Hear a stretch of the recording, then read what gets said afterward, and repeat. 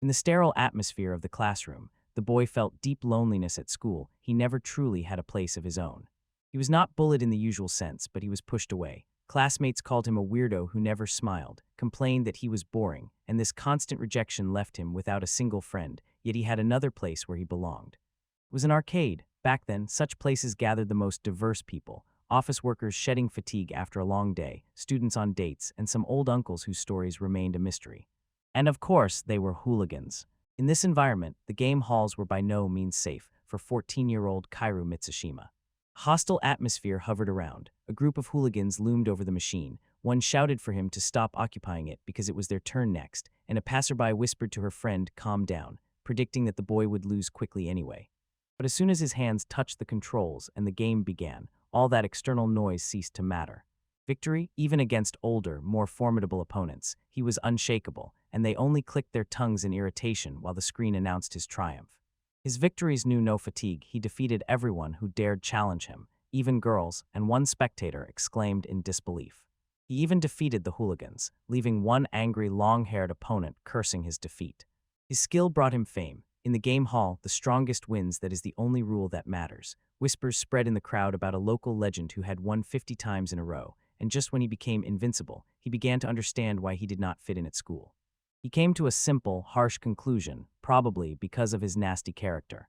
He thought about school life, a place where they expected you to get along with everyone. Constantly tiptoeing in front of teachers, classmates, and girls was exhausting, but he madly loved the purity of competition, the pleasure of completely crushing an opponent, and the feeling that the defeated knew it all too well.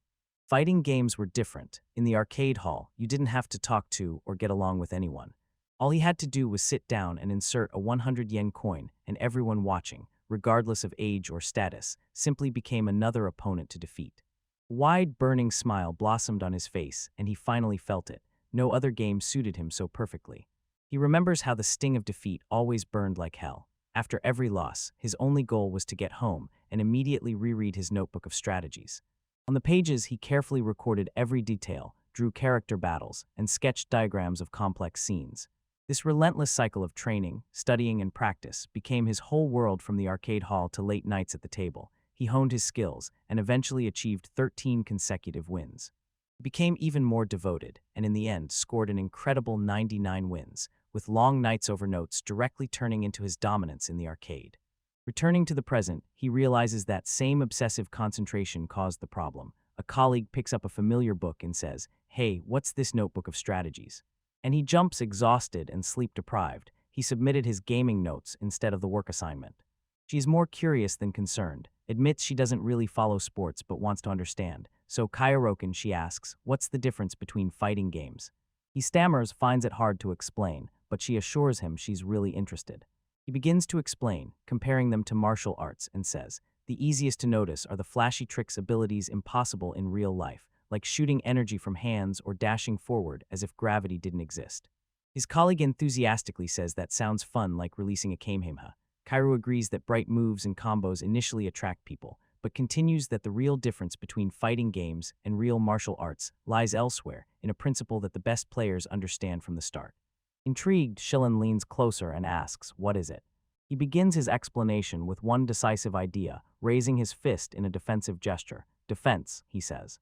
He explains in detail that in these games defense is much simpler and more effective than in real life. That's why we see little fighters blocking the blows of giants and remaining unharmed, which would never happen in the real world. His colleague compares this to boxing and raises a pertinent question. If defense is so strong, won't the game turn into a simple contest of blocks? He says that's a great question and explains that's why each character has a move against it, adding that guards don't protect from the side, and when a fighter is knocked down, he doesn't take damage until he gets up. This countermove is to throw an unblockable grab. She interrupts, says she already understands enough, no need for deep mechanics. He lights up, praises her for instinctively feeling that rock-paper-scissors dynamic of the game and calls it a sign of talent, explains that grabs are the strongest break of defense. They force players to attack to keep distance. Then she changes the subject and asks him to say what he considers the best part of all this.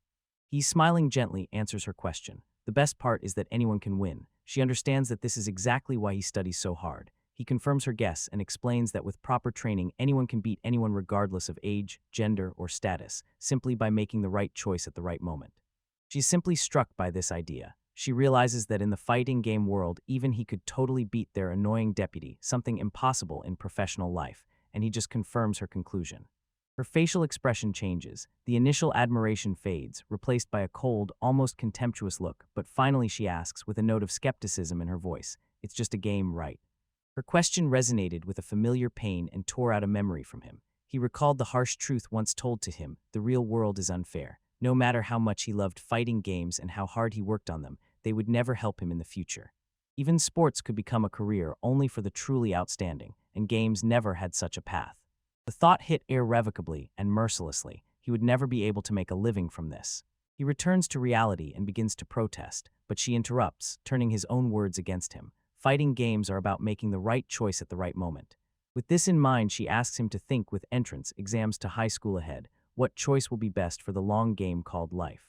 Looking at him with an understanding expression, she implies that such a diligent person as he surely can find the right answer. She does not calm down. She says that he has good grades, and adds if he just does not stumble at this crucial time, someone incredible will definitely grow out of him. Her words, a little overwhelming, hung in the air as he turned away. Later, walking outside, he long turns over her advice in his head. Everything seemed quite logical. If being a winner in life really meant becoming a successful adult, then there was only one way forward, and he decides to think it over. His path leads to the familiar entrance of the Super Game Land arcade, and standing before it, a question arises in his mind. Is this usual path really the only one? He sits down at the arcade machine, familiar buttons and levers under his hands. A crowd gathers around, and clarity takes hold of him. He realizes that the world is not so simple that you can always live doing only what you love, but maybe his concept of love is just different from others after all. Who else plays this game with such dedication? He achieves his 99th consecutive victory. The screen flashes with a triumphant knockout announcement, and a question hangs in the arcade. Who else could win so many? His victory shout echoes through the arcade. The crowd freezes in stunned silence. Among them towers a formidable figure in a hat watching, and Kairu, filled with adrenaline, shouts that no one is like him. The spectators quietly whisper, not believing his streak counts 99 victories. They recall that he did not lose yesterday either, so they count, now more than 100 victories in total. Despite praise from outside, the words of colleagues do not give him peace. Looking at the shining 99 victories on the screen, he cannot help but wonder if this passion really has no future. His calm was broken by a memory of a growing problem. He noticed a group of troublemakers, people from other districts who began gathering in this arcade. One of them, with a cigarette hanging from his lips, approached and suggested stepping outside for a minute to talk. The invitation turned out to be a trap in a dark alley behind the building. The group surrounded him, and a fist hit his side, throwing him onto the dirty sidewalk. Leaning over his fallen body, the leader of the hooligans sneers and asks the high school student if Kairu is not getting conceited. Does he really believe he is so cool at this game? Wiping a stream of blood from his lip, Kairu raised his eyes and looked challengingly at the attacker, saying that he is wrong about his place. Maybe he is not the best, but at least better than this. His disobedience provoked laughter. The gang leader, with a cigarette in the corner of his mouth, waved it off. You're wrong, and accused Kairu of simply using cheap tricks. Another of the guys barked that Kairu wins by dirty tricks and considers himself special, to which Kairu weakly tried to object. Then the leader utters the label they gave him, Cheese Boy. The word hangs in the air, and the realization hits Kairu like a physical blow. His battered face contorts in shock as he understands how they see him. Still stunned by the insult, another of the thugs, a man with slick back hair and glasses, intervened, stating that they are doing the community a favor by removing such toxic players like him, and coldly added, "Get out." The leader leaned forward. His face became a mask of intimidation, and he gave the final threatening order: never come back to this arcade hall again. A spark of defiance flared within him. Despite the pain and threats, Kairu shouted back, "Who are you to give me such an order?" He was answered not with words, but with a fist that flew into his cheek. The blow instantly silenced him. Lying on the dirty ground, he was ordered not to resist. One of the bandits pointed to another beaten and unconscious nearby, warning Kairu that this was another toxic player who tried to fight back, and Kairu's eyes widened in horror at what he saw. The leader squatted and explained his twisted logic. Arcades are for everyone to have fun together, so, in his opinion, people like Kairu from Bratz have no place there. Kairu could only listen, trapped and beaten, because his passion was mistaken for a crime. He was told that his presence was like a school, a selfish act that ruins the fun for everyone else, and the gang leader mockingly dismissed the idea of politeness, his face twisted into a malicious smile. Lying on the dirty floor of the alley, Kairu raised his eyes to the figures looming over him, seemingly quietly promising not to come to the arcade hall again. One of the men nodded. Understood. Having extracted a promise from him, One of the hooligans snorted that at least he knows how to listen, and contemptuously told Kairu he could go home, leaving him sprawled among bags of garbage. He slowly raised his head, and in his gaze smoldered a silent resentment that slowly flared up as he stared into the silence. And although time passed, something invisible again drew Kairu to the familiar street. He stands in front of the entrance to Super Game Land. He froze on the sidewalk. The last warning echoed in his head: never return to this arcade, and the plaster on his cheek painfully reminded him of this, while his hand clenched the strap of his bag. His inner struggle was interrupted by two other students, also in bandages. One recognized him immediately and said, "You are the one who was beaten the other day, you don't go in anymore." He stood with a clenched fist, not daring to meet their gaze, and began to justify himself, insisting that after what happened, of course he would not go to the arcade. The classmate immediately challenged him, decisively demanding to know why he was still heading there if he was not going at all. Kairu faltered and admitted that maybe he was right. Then he exploded with despair, questioning the point of continuing to play fighting games. This is no future, he dismissed. Just an arcade, just a game, and how can something so trivial decide his whole life? When he turned away and walked away, the other student quietly confessed that he had no clear answer, only a feeling. If you run away now, you will spend your whole life running. The student froze, his bandaged face slightly turned, and he cynically repeated Kairu's own words, just a fighting game. This left Kairu speechless. Yielding, the student moved on and advised Kairu, if he really has another place where he belongs, then maybe it's better to go there. Watching him walk away, Kairu pondered such a place, and a quiet, bittersweet smile appeared on his lips. Young Kairu Mitsushima walked resolutely, his face bandaged, but his spirit unbroken. He sincerely believed in his own superiority and was confident that he could make the right decision on time better than anyone else. The confidence was absolute. He swore that his decision must be right, and if someday in the future he met that person again, he would prove it without any doubt. At that time, a new chapter of success began amid sincere congratulations in front of the majestic facade of the corporation's headquarters. Praise was given to Kairu Mitsushima, now a man in a flawless suit. His boss said that he rose faster than anyone in the company's history. They expect even more from him, and reminded him not to forget about the evening dinner with his daughter, and Kairu recalled his path. From the day he made his choice, he never stepped into an arcade again, dedicating every minute to studying, which first led him to the best high school, and then to a leading university. Academic success opened the doors for him to a top company, and from the very first day, he was thrown onto a rapid career path. He found himself surrounded by colleagues in the world of corporate achievements. Meanwhile, while his life was flourishing, the world he left behind was withering. The arcade world plunged into a long, slow decline. Once bright entrances are now closed and silent. Holding a cigarette, Kairu pondered this outcome and realized that he had truly made the right choice. Games, especially fighting games, had almost disappeared from the few arcades that remained, and this became proof for him that he was on the right path. He took a drag from his cigarette and savored the victory, confident in his success. His thoughts were interrupted by a young woman who approached him directly. She introduced herself as Nazuna Shindo, a new employee, and insisted on discussing something important with him, bypassing her immediate supervisors. He stared at her for a few seconds, then, with a barely playful smile, agreed to listen to her. They sat on the roof overlooking the city, and he asked bluntly if she was planning to quit in just 6 months. He thought maybe it was because of the workload, but she quickly said she loved the work. It was just something else that clearly troubled her. She admitted that it was a real struggle. She simply could not fit into the company culture. He immediately understood everything and pointed out the problem was the overall atmosphere at work. Her face darkened as she told that she came to the company out of love for the work and gave it everything she had, but as soon as she started, she noticed that something had changed in the team. Her dedication was met with suspicion and whispers within the team. Colleagues called her passion creepy, accused her of not understanding teenagers, and assumed she was just trying to climb the career ladder on her own. She raised her eyes, irritation pulsing in her voice again, and again she recalled how they simply told her, "Read the room." She lowered her eyes as she uttered the last, stinging remark from her colleagues. They told her to be more like him, Kairu Mitsushima. She listened as she openly explained why she approached him. She had heard about his reputation, always with a smile, always attentive to the moods of the people around, and most importantly, someone who values harmony in the team, and wanted to hear directly from him how he manages to live like that and truly enjoy it. In response, he leaned back on the bench, put his hands behind his head, and honestly admitted, in fact, he was never really having fun. She says embarrassedly that he always smiles. He touched his cheek and waved it off as if to say, that's just a fake smile. For him, the ability to read the room and stay calm is simply part of the job. His face darkened as he quietly, with bitter tension in his voice, spoke the unvarnished truth: he hates her. The revelation stunned her. She asks why he went through all this for something he despises. he looks at the city buildings and explains that this is how you win this game. He explains the rules of this game. You have to kill your true self, constantly watch everyone's reactions closely, suck up to the bosses, smile at subordinates, and flawlessly perform all duties. With a look of tired resignation, he concludes that this is the winning strategy in their company. Confused, Nizuna asks if his strategy is just to endure now in order to later do what he truly loves in life. A sharp, anxious smile appears on his lips, and he answers with one word: no. He explains that this image is not temporary, but a permanent state. He calls it the final strategy in the game he plays, and Mizuna, still sitting, raises her eyes in disbelief, because the thought of living like this forever is too painful to comprehend.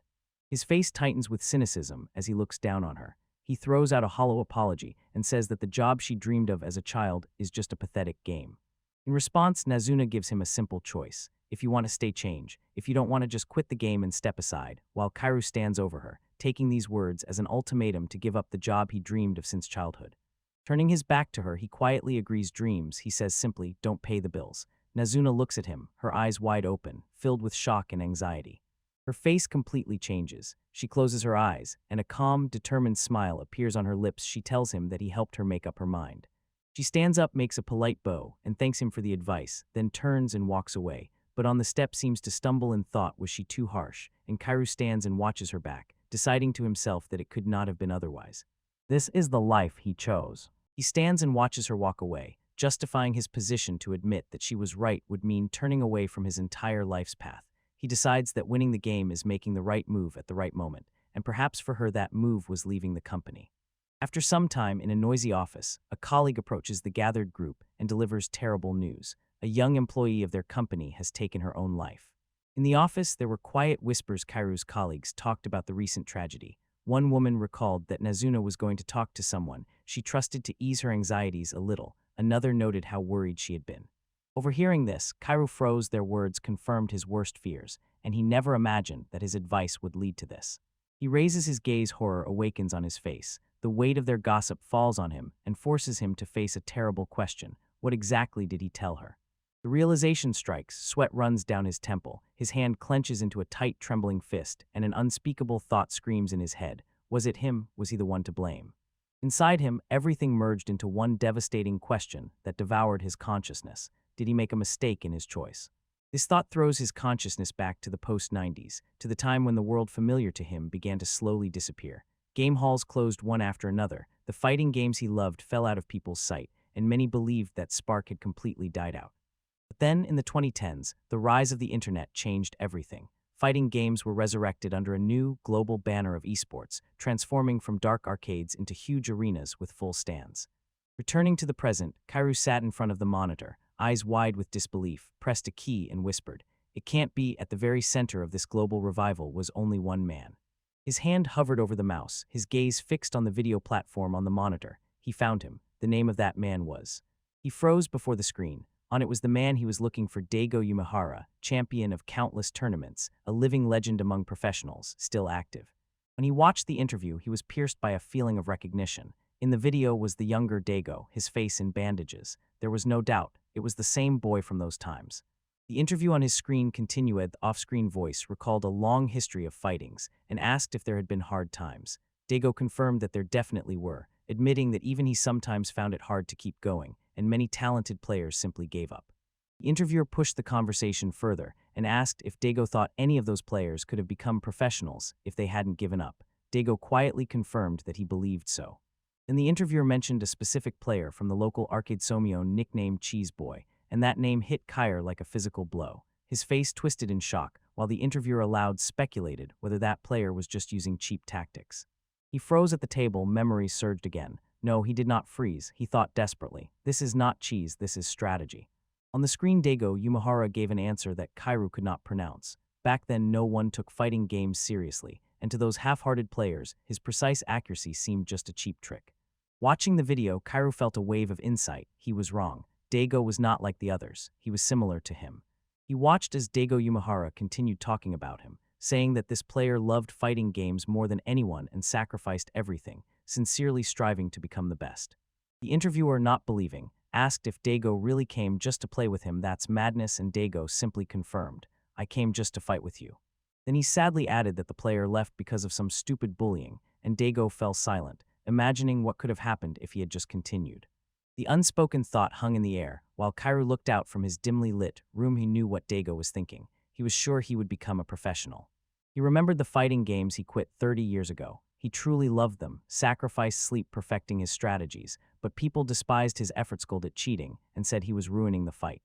His worn notebook with strategies surfaced in his memory. Constant criticism broke his heart and made him feel as if all his efforts were in vain. But now, looking at the screen, he finally realized. Someone saw value in him, a person who later became the best in the world. A smile slowly appeared on Kira's face. Now he understood. The smile disappeared when the thought struck him about what he had done to his colleague. It was no different from what those bullies had done to him. He reviews his actions and with growing horror understands that his words broke his colleague's spirit, all to protect his fragile pride. He remembers how she talked about Dago Amahara and tried to establish contact with him, and with bitter clarity accepts. This is the life he chose himself. Guilt weighs on him mercilessly, tears flow down his face. He clutches his head in despair, tormented by one haunting question. If he had been different, would she still be alive? Suddenly, her resignation letter flashed in his mind, and he hears those excuses again. Supposedly, she didn't fit into the team, she was different. Now he understands. That was why she fought so hard, and that is his failure. Looking around his office, he swears to himself. He will no longer make wrong choices. And suddenly, it dawns on him the people he should never have left were those who shared true passion with him. With this new determination, he leaves his corporate life. He knows most people will probably laugh at his decision, but it no longer matters. He has firmly decided to follow the path he chose for himself. His path leads past the gaming hall, and he accepts the risks of his choice, deciding that even if he ends up penniless, he will not blame anyone for how things turned out.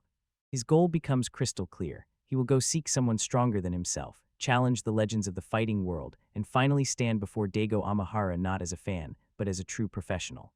Walking full of this determination, he suddenly snaps out of his thoughts at the shout, "Watch out." He turns and sees a huge, seemingly unstoppable truck heading toward him, and his briefcase is ripped from his hands as the vehicle approaches closer. He didn't even have time to move. The impact was absolute. Kaishima lay motionless on the sidewalk, his life suddenly cut short at 44 years old. When consciousness faded, through the haze of his last moments only one thought emerged. This, he understood, must be his punishment. He thought it was punishment for letting that woman die, and for daring to chase a new dream, pretending as if her tragedy never happened. His last desperate wish echoed in the void. If there is an afterlife, if he is given another chance, he wanted to make a choice he would not regret. And suddenly consciousness returned to him. He was sitting in a night forest, completely confused. He remembered how a truck hit him in front of the arcade, but now he was here, and while trying to understand what had happened, he suddenly noticed something in the sky. He looked up and saw not one, but two moons hanging in the night sky. This impossible sight confirmed his suspicion. This was not the world he knew, and the truth struck him with stunning force. This was reincarnation in another world. The man lies sprawled on the ground. His life has faded, and the story of his life ends abruptly. He died at 44 years old. In the last moments, thoughts finally come together into one. Hikira Mitsushima died chasing the dream of becoming a professional fighting gamer. He agonizes over whether this is punishment for letting one girl die or the will of some higher power, and then his eyes close, seemingly for the last time.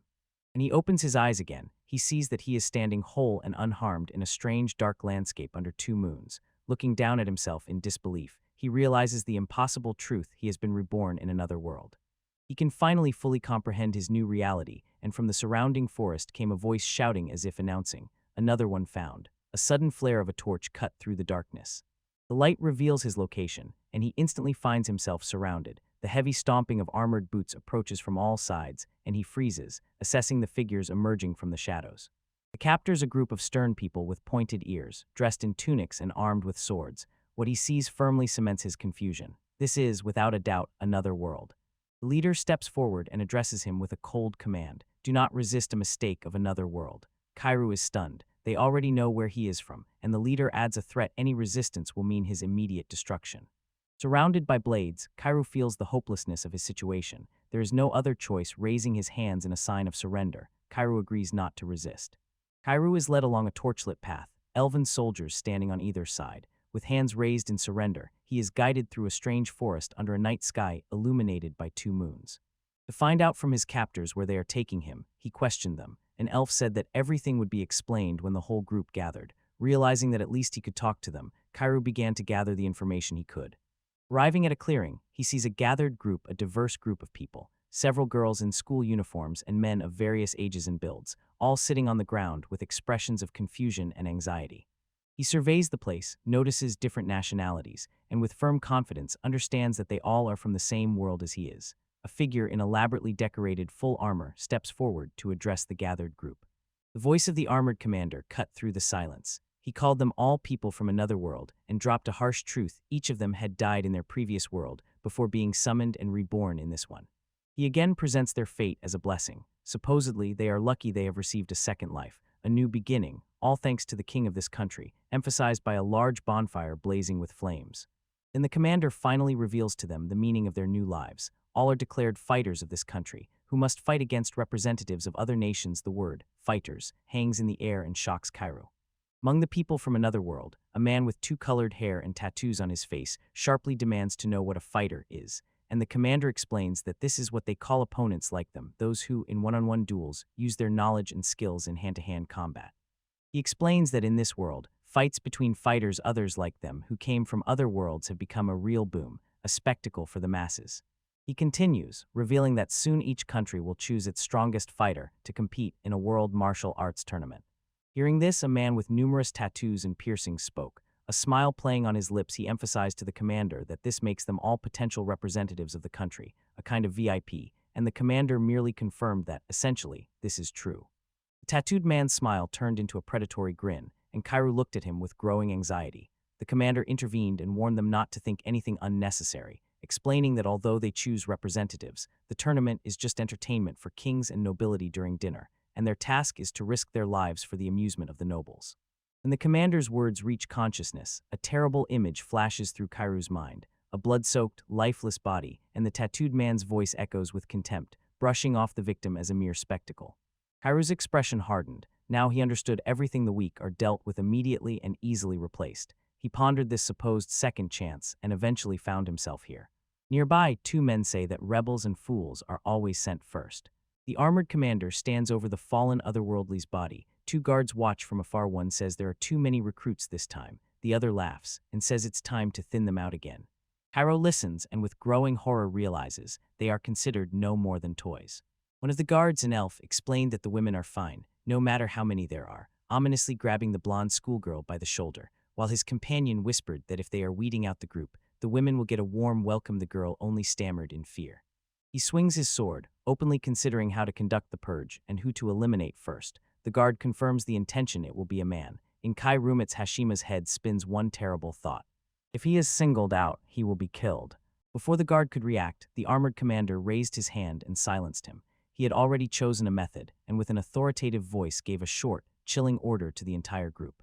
His order causes surprise. The blonde schoolgirl asked what he planned, but the commander explained nothing, only mysteriously promised they would soon find out, and his visible eye gleamed with cold intent. While the recruits hesitate, the elven guard loses patience and sharply orders silence and to obey the captain's command. Cairo understands this is a matter of life and death. He combines the commander's words about weeding out people with the new order to pair up, and the conclusion is terribly simple: the choice of partner is decisive. Around him, other recruits anxiously assess each other. The blonde schoolgirl scrutinizes the mysterious man with two colored hair, and the rest weigh options, casting glances at the sincere-looking man, the hot-tempered tattooed one, and the muscular blonde. He forces himself to think, overcoming growing panic, and one simple rule from the past comes to mind: make the right decision at the right moment. It has always been his greatest strength. Suddenly, a tall man in glasses placed a heavy hand on his shoulder, made sure that Cairo was Japanese, and directly proposed: "So why don't you become my partner?" He smiled gently and offered a partnership, and Cairo froze in surprise, stammering. He asked why this man, the tallest and strongest of all the recruits, chose him. The man's stature was formidable, but his face showed sincere kindness. Cairo, puzzled, directly asked the man about his motives. The tall man adjusted his glasses, leaned in, and explained that he had a good guess about what would happen next. His words suddenly awakened a memory of what the commander had said earlier. Cairo recalled that they were looking for strong fighters' opponents who could apply both knowledge and skills in one-on-one combat. The man clenched his fist tightly and admitted that he was confident in his physical skills, but not in his knowledge. He continued to explain that he had been observing the group and decided that Cairo looked the smartest, and also said that he liked Japanese people. He considered them kind and loyal, so he was sure that Cairo would not betray him. Cairo immediately understood the essence of the proposal. They would form a team. He would provide knowledge, and the tall man would provide skills. It was a reliable plan. While the recruits around him hurriedly formed pairs, Kairu felt he had to decide instantly. He decided to trust the man and bet everything on it, extending his hand in agreement. When their palms clasped, Kairu quietly thanked him and felt as if he had just been saved. Partnerships were formed. The armored commander stepped forward before the burning campfire. His voice rang across the clearing, asking if everyone had found a partner, thereby signaling the start of the next stage. As the commander was about to speak, the recruits carefully assessed each other. Kairu's new partner, the tall man in glasses, looked over the other pairs and noted that in terms of knowledge and skills they were now all in one group, and Kairu quietly agreed.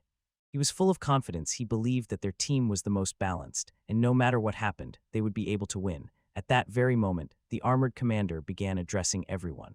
His confidence instantly shattered. The commander's voice echoed through the hall, announcing that now they would fight in pairs, and Kairu's eyes widened in disbelief.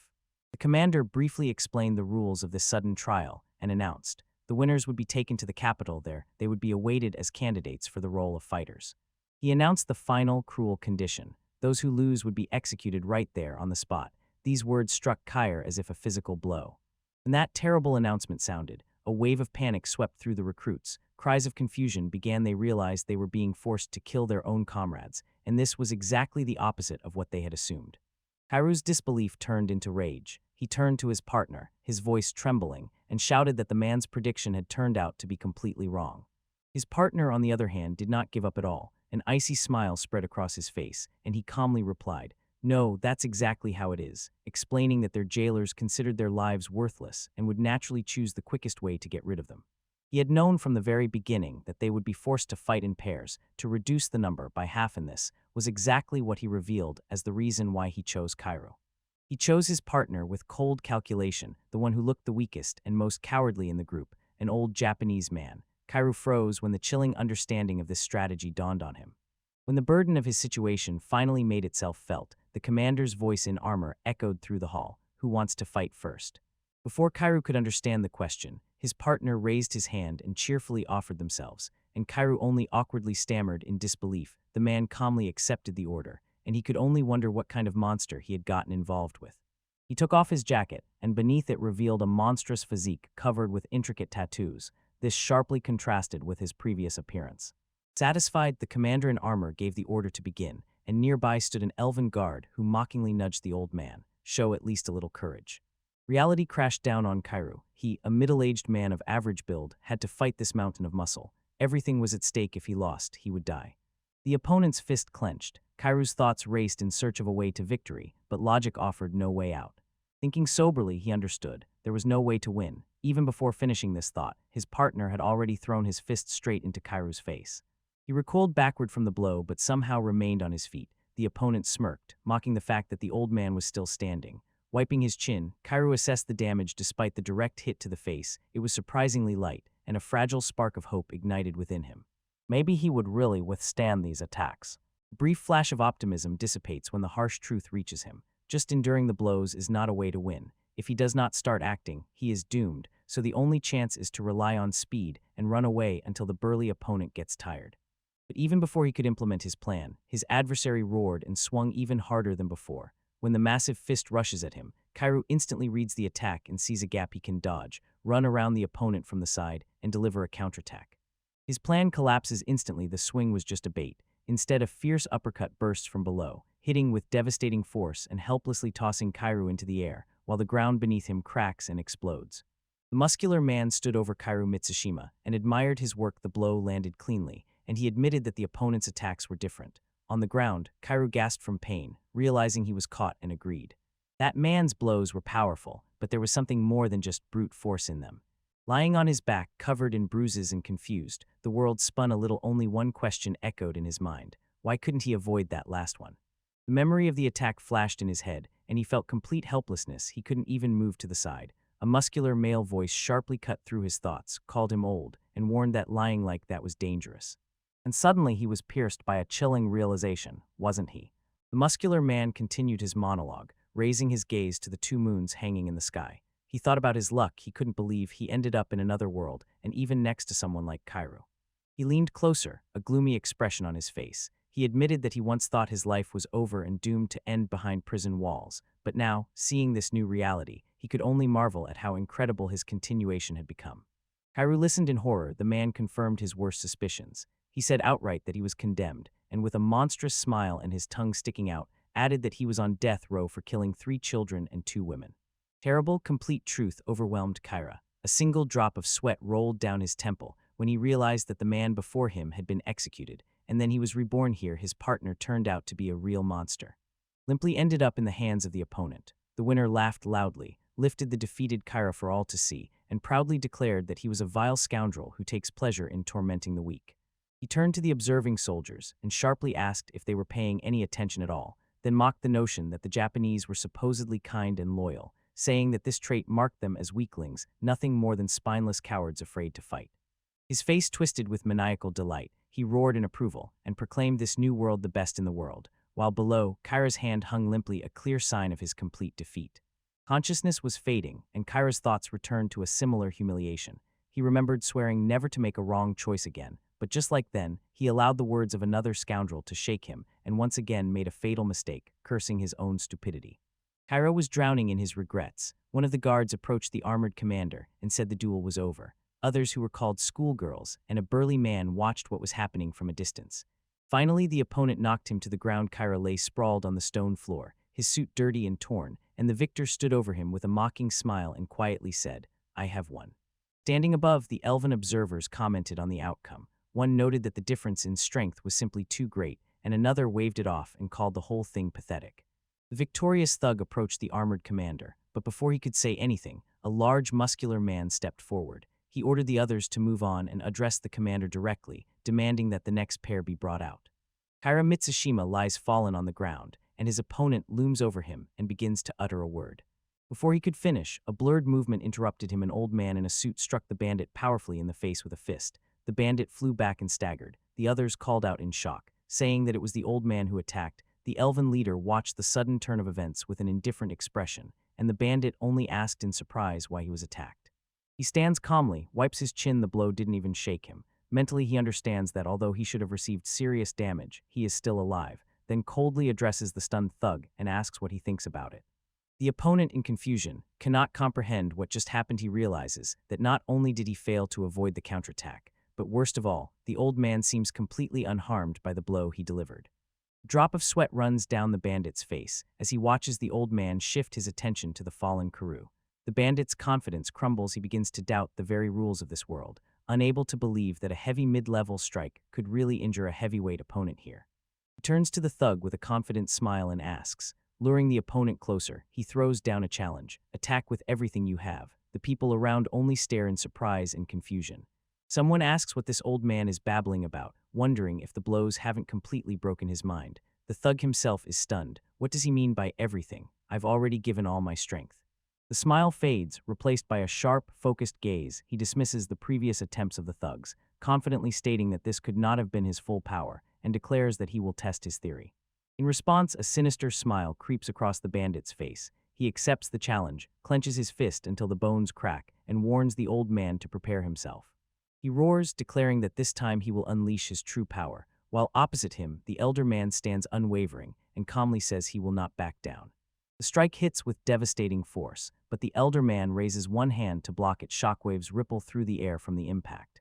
The hooligan's face contorts into a mask of fierce disbelief. He bares his teeth and screams, unable to understand how the old man could withstand such an attack. Instead, the man in the suit stands completely calm and thinks to himself that it was a trifle. He guesses that in the real world, such a massive attack would have destroyed him instantly, and this only strengthens his suspicion that completely different rules operate in this world. His opponent, enraged that his final blow was brushed off, threatens to break the man's thin arms clean off, declaring that he doesn't care about the rules of this world. The exchange reminds Kyra of an old conversation with Nazuna Shindo. She asked how his games differ from real combat, and he said that in this world blocks are much stronger. Solid defense is absolute and cannot be broken from the side. Now the thug complains, unable to break through the man's defense, while the elder only confirms that for him it's the same, causing the bandit to involuntarily wonder if fights will turn into endless block competitions. The elder man responds not with words but with action. He says that is exactly why all characters were given a throw move, and as he speaks, he effortlessly grabs his much larger opponent and lifts him completely off the cobblestones. With one smooth and powerful movement, he hurled the thug, who screamed in pain as he crashed to the ground. The elves fell silent. Someone remarked that it looked like a move from a top-level fighter, while the armored commander just watched silent and motionless. He looked down at his fallen opponent, and suddenly everything became clear. There was no doubt this world. It was like something he loved the most, a painful memory of a dream he never fulfilled, of a life he left behind for a foolish reason. The revelation hit him with such force that his face twisted into a wild smile. He understood with absolute certainty. This world obeys the same rules as fighting. His opponent, enraged by that reckless show-off, roared not to get cocky, insulted him roughly, and insisted that one throw meant nothing. The old man calmly agreed. In the old world, he admitted, someone as helpless as he would never have had a chance against such a scoundrel regardless of tactics. But in this world, he continued, gesturing slightly, age, gender, status, even nationality does not matter. He smiled broadly and confidently, wiping a stream of blood from his lip. Here, the winner is the one who makes the right decision at the right moment. Stomping his foot on the ground, as if putting a period, he finally declared that he was truly lucky. Memories of arcade halls flashed instantly in his mind how he was paired with similar scoundrels. He recalled the tactics, poking with short strikes, knocking them down when they tried to get up, sometimes even stomping on newbies. Back then he felt no guilt, and now he felt none either. He does not retreat, continues the pressure, and executes a flawless hit confirm. He thinks about Japanese players. Usually they are team-oriented but tend to press relentlessly, sometimes too hard. But this time the pressure was perfectly calculated. The final hit of the full combo lands with brutal force when his fist strikes. He growls a warning so the opponent remembers. In this world, there are also scoundrels like him. His opponent lies completely unconscious on the stone floor. The crowd erupts with shouts and applause, rejoicing that the old man won, and he raises his fists in triumph and shouts with delight that this new world is simply incredible. After the commotion, a commander in armor approaches him and asks his name. The man calls himself Kairu Mitsushima. The commander responds with his name. Fighter Kyle extends his hand and officially welcomes him, while Kairu thinks to himself that he once considered life over, but now understands. It is just beginning in a world that lives by the rules he loves most. His reception was brief. Now, surrounded by elven soldiers with torches, Kairu stands with bound hands, but his spirit is not extinguished. He declares a new goal, to become the strongest in this combat game, Ice Guys. The scene lingers for a moment on his fallen opponent, still lying unconscious on the ground. Fighter Kyle and his team look at the aftermath, with mixed admiration and horror, realizing this amazing and terrible other world. From their vantage point, the destination becomes clear. A huge fortified city built around a tall castle, protected by a moat and hidden among a mountain ridge. Below, on the city streets, the architecture is a combination of stone and wood. Elven guards patrol the outskirts, showing what this new, unfamiliar place is like. In the Grand Throne Hall, the group of newcomers from another world, including Kairu Mitsushima, are solemnly welcomed. Nearby silently stands a tall figure in full armor guarding, and a woman steps forward and begins to introduce herself. She turns out to be a majestic creature with horns and pointed ears, sitting on a high throne, and announces that she is Kayla Chaos, the king of the Byzantine kingdom. With a toothy smile, she declares, "In her country, strength is justice, and the weak have absolutely no human rights." Hearing this cruel philosophy, Kairu smiled slyly. The idea that strength equals justice resonated with him and reminded him of the merciless world of arcades. For him, such a principle was entirely acceptable. Kayla Chaos waved her hand at the crowd, making everyone look at an example, and said, "Look at what this week will bring." She points to a large glowing screen, and when the image appears, the man standing next to Kairu recoils in horror, while Kairu watches attentively and accepts this harsh lesson. In this world, eat or be eaten, and compassion is a useless weakness. The image on the screen sharply focuses and Kairu's cold composure crumbles. He recognizes the shown captive, bound, stripped, and displayed before the crowd. Nizuna Shindo, a girl from his past, whom he believed had committed suicide, and his mind races in disbelief. How could she be here, and what horrors must she have endured? Kairu Mitsushima froze, unable to believe his eyes. Before him, bound and in only underwear, stands Nizuna Shindo, and he realizes she too has reincarnated into this world. Thoughts about the consequences rage in his head, because if he rashly rushes to save her, he will make enemies of all the surrounding soldiers, and in despair he searches for another way out. Gloomy options grew before him. If he tries to save her and somehow succeeds, he might get out unharmed, but she will almost certainly die. If he fails, both will die, and if he leaves her, her suffering will be inevitable. The options are hopeless. He hesitates. One of the elven guards sadistically mocks Nizuna and orders her to scream for him, like last night. Her weak cry for help cuts through the air. Kairu's face freezes in a grim smile as he decides that the smartest thing is to leave her.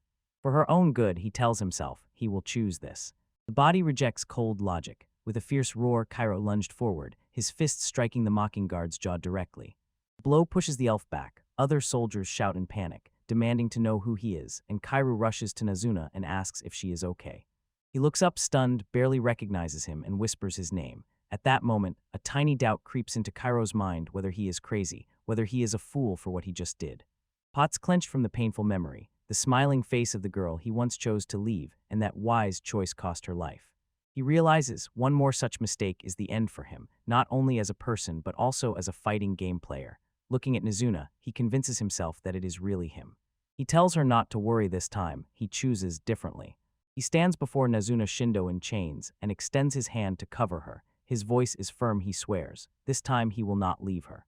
His statement reaches Nazuna. She is shocked and can only whisper his name. Nearby, the armored commander asks the queen whether to intervene, but she restrains him, as she prefers to watch how everything unfolds for now. He stands before the soldiers, his mind racing. He must figure out how to protect her. He understands that this world works like a fighting game, but the soldiers' swords are deadly real and kill instantly. If the world truly obeys fighting game logic, he needs to find the best strategy to survive under these conditions. Without hesitation, he lunged forward, ducked low, and delivered a powerful sweeping kick. The first guard suddenly fell to the ground. She does not stop, instantly turns and trips the second guard, then strikes the first again before he can recover. This tactic is a true classic from the fighting games he played in the past. This sweep is a basic move, the simplest way to knock the opponent to the ground. In most fighting games, a fallen opponent is temporarily invulnerable, but cannot counterattack until they get up. This creates a vulnerable loop, and the voice of a friend who called this move a cheap trick comes to mind. Against opponents unfamiliar with this tactic, it can effectively block them, repeatedly cutting their legs when they try to stand, giving no chance to respond.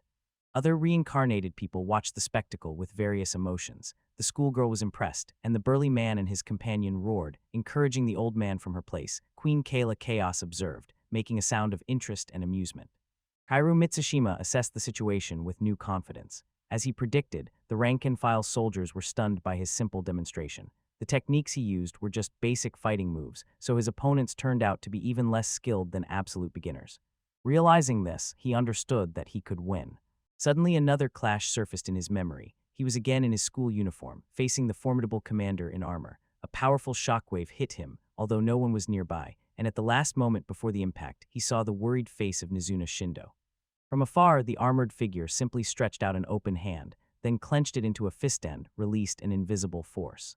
The force that burst out threw him back, shattering the ground around.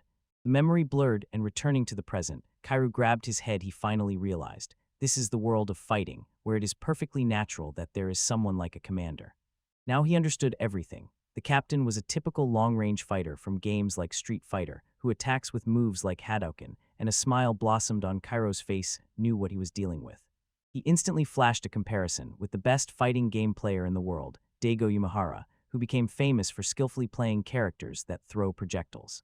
These characters are the very essence of fighting games. They take a long time to learn and are not easy to master, but once you do, you can become a top-level player. Kira looked at the commander and wondered if he was already at that peak or still growing. Despite his analysis of the commander, Kairu clenched his hand into a fist. He felt in great discomfort. This feeling grew from deep uncertainty. This uncertainty was suffocating him. He didn't even know his archetype in fighting, whether he was a zoner at long distance, a grappler in close combat, or an aggressive striker, and there was simply no answer. While an internal crisis raged within him, the armored commander Kyle loomed over him, and disappointment was felt in his voice. "I had great hopes for you, Kairu." These words stung, and Kairu's thoughts spun. Does he even have any special move? Could he repeat the strike he used earlier on command? Before Kyle could continue, a decisive female voice cut through the tension and ordered to wait. She fixed her attention on Kairu and asked the name of that boy from another world. He answered simply, introducing himself as Mitsushima Kairu. A wide, predatory smile spread across the woman's face. Her sharp teeth gleamed. She openly said that she values strong men. She shifted her gaze to the armored commander, and saying his name Kyle, stated that she had great hopes for him and that he must strive to become a fighter who would represent the nation. The commander slightly bowed his head, accepting her wishes. When the immediate threat seemed to have passed, Kairu turned to Azuna Shindo, who was now free, and insisted that it was time to go. She exhaled with relief, grateful that they had been spared. As they moved, the Horned Queen watched them go. A thoughtful, contemplative expression flashed across her face. She raised her hand to her lips and quietly muttered to herself, asking what exactly Kyle was planning to do. Kira Mitsushima holds Nazuna Shindo. His face turns stone-like. He says he loves strong people, and that is why he forgave her earlier rudeness. His grip tightens even more on her torn clothing, and he insists that she is weak and that he never said he would let her go. On the throne, Kyla Chaos smiles, baring sharp teeth. Catching the mood, she declares that she herself hates weaklings. On her command, her guards again grabbed Nazuna and dragged her away to continue the punishment, and Cairo rushed forward, desperately shouting for them to stop and not touch her. His pleas meet force. An elven guard pushes him back and sternly tells the boy from another world not to provoke, especially while he has a drawn sword. While Nazuna is treated roughly, the guard coldly orders her to scream properly this time, and her face burns with horror. She lets out a desperate cry for help, and Kairu, watching her being taken away, realizes with horror, if this continues, he will lose her again and he urgently needs to come up with something. He breaks free from the guard's hands and rushes to the throne, calling her Majesty. He loudly declares that he has a proposal. He stands before Kyla Chaos, beaten but unyielding, and reminds her of her own words that she hates the weak and loves the strong. Intrigued, she looks down at him with a slight smile and addresses him. Kyla, speak. In response to her philosophy, Kairu speaks passionately, his voice ringing with conviction, and asks if she wants to witness the moment when a weak becomes strong. He pleads for the chained woman Mizuna, who kneels behind him, asking for just a week and swearing that during this time he will turn her into a warrior stronger than the captain. Doubts immediately arise at the bold promise. Agar asks what will happen if he fails, a thought Kairu acknowledges, clenching his fist. Kyla bursts out laughing and dismisses the idea as impossible, assuring that Captain Rakudu is the best fighter in the country and Kairu will never be able to do such a thing. He presses on, risking everything and raising the stakes to the limit, saying that if he loses, he will spend the rest of his life as her slave. Nazuna whispers his name in horror, and Kyla, increasingly mocking, ironically asks if he intends to be her dog. Finally, this statement captures all her attention. A slow, intrigued smile spreads across her face. She finds the proposal interesting and admits that if he really could achieve this, she would very much like to see it. Her agreement washes over him in a wave of relief. Kairu clutches his chest, silently thanking higher powers for narrowly avoiding disaster. He thanks Kyla and asks for confirmation that Mizuna will be released.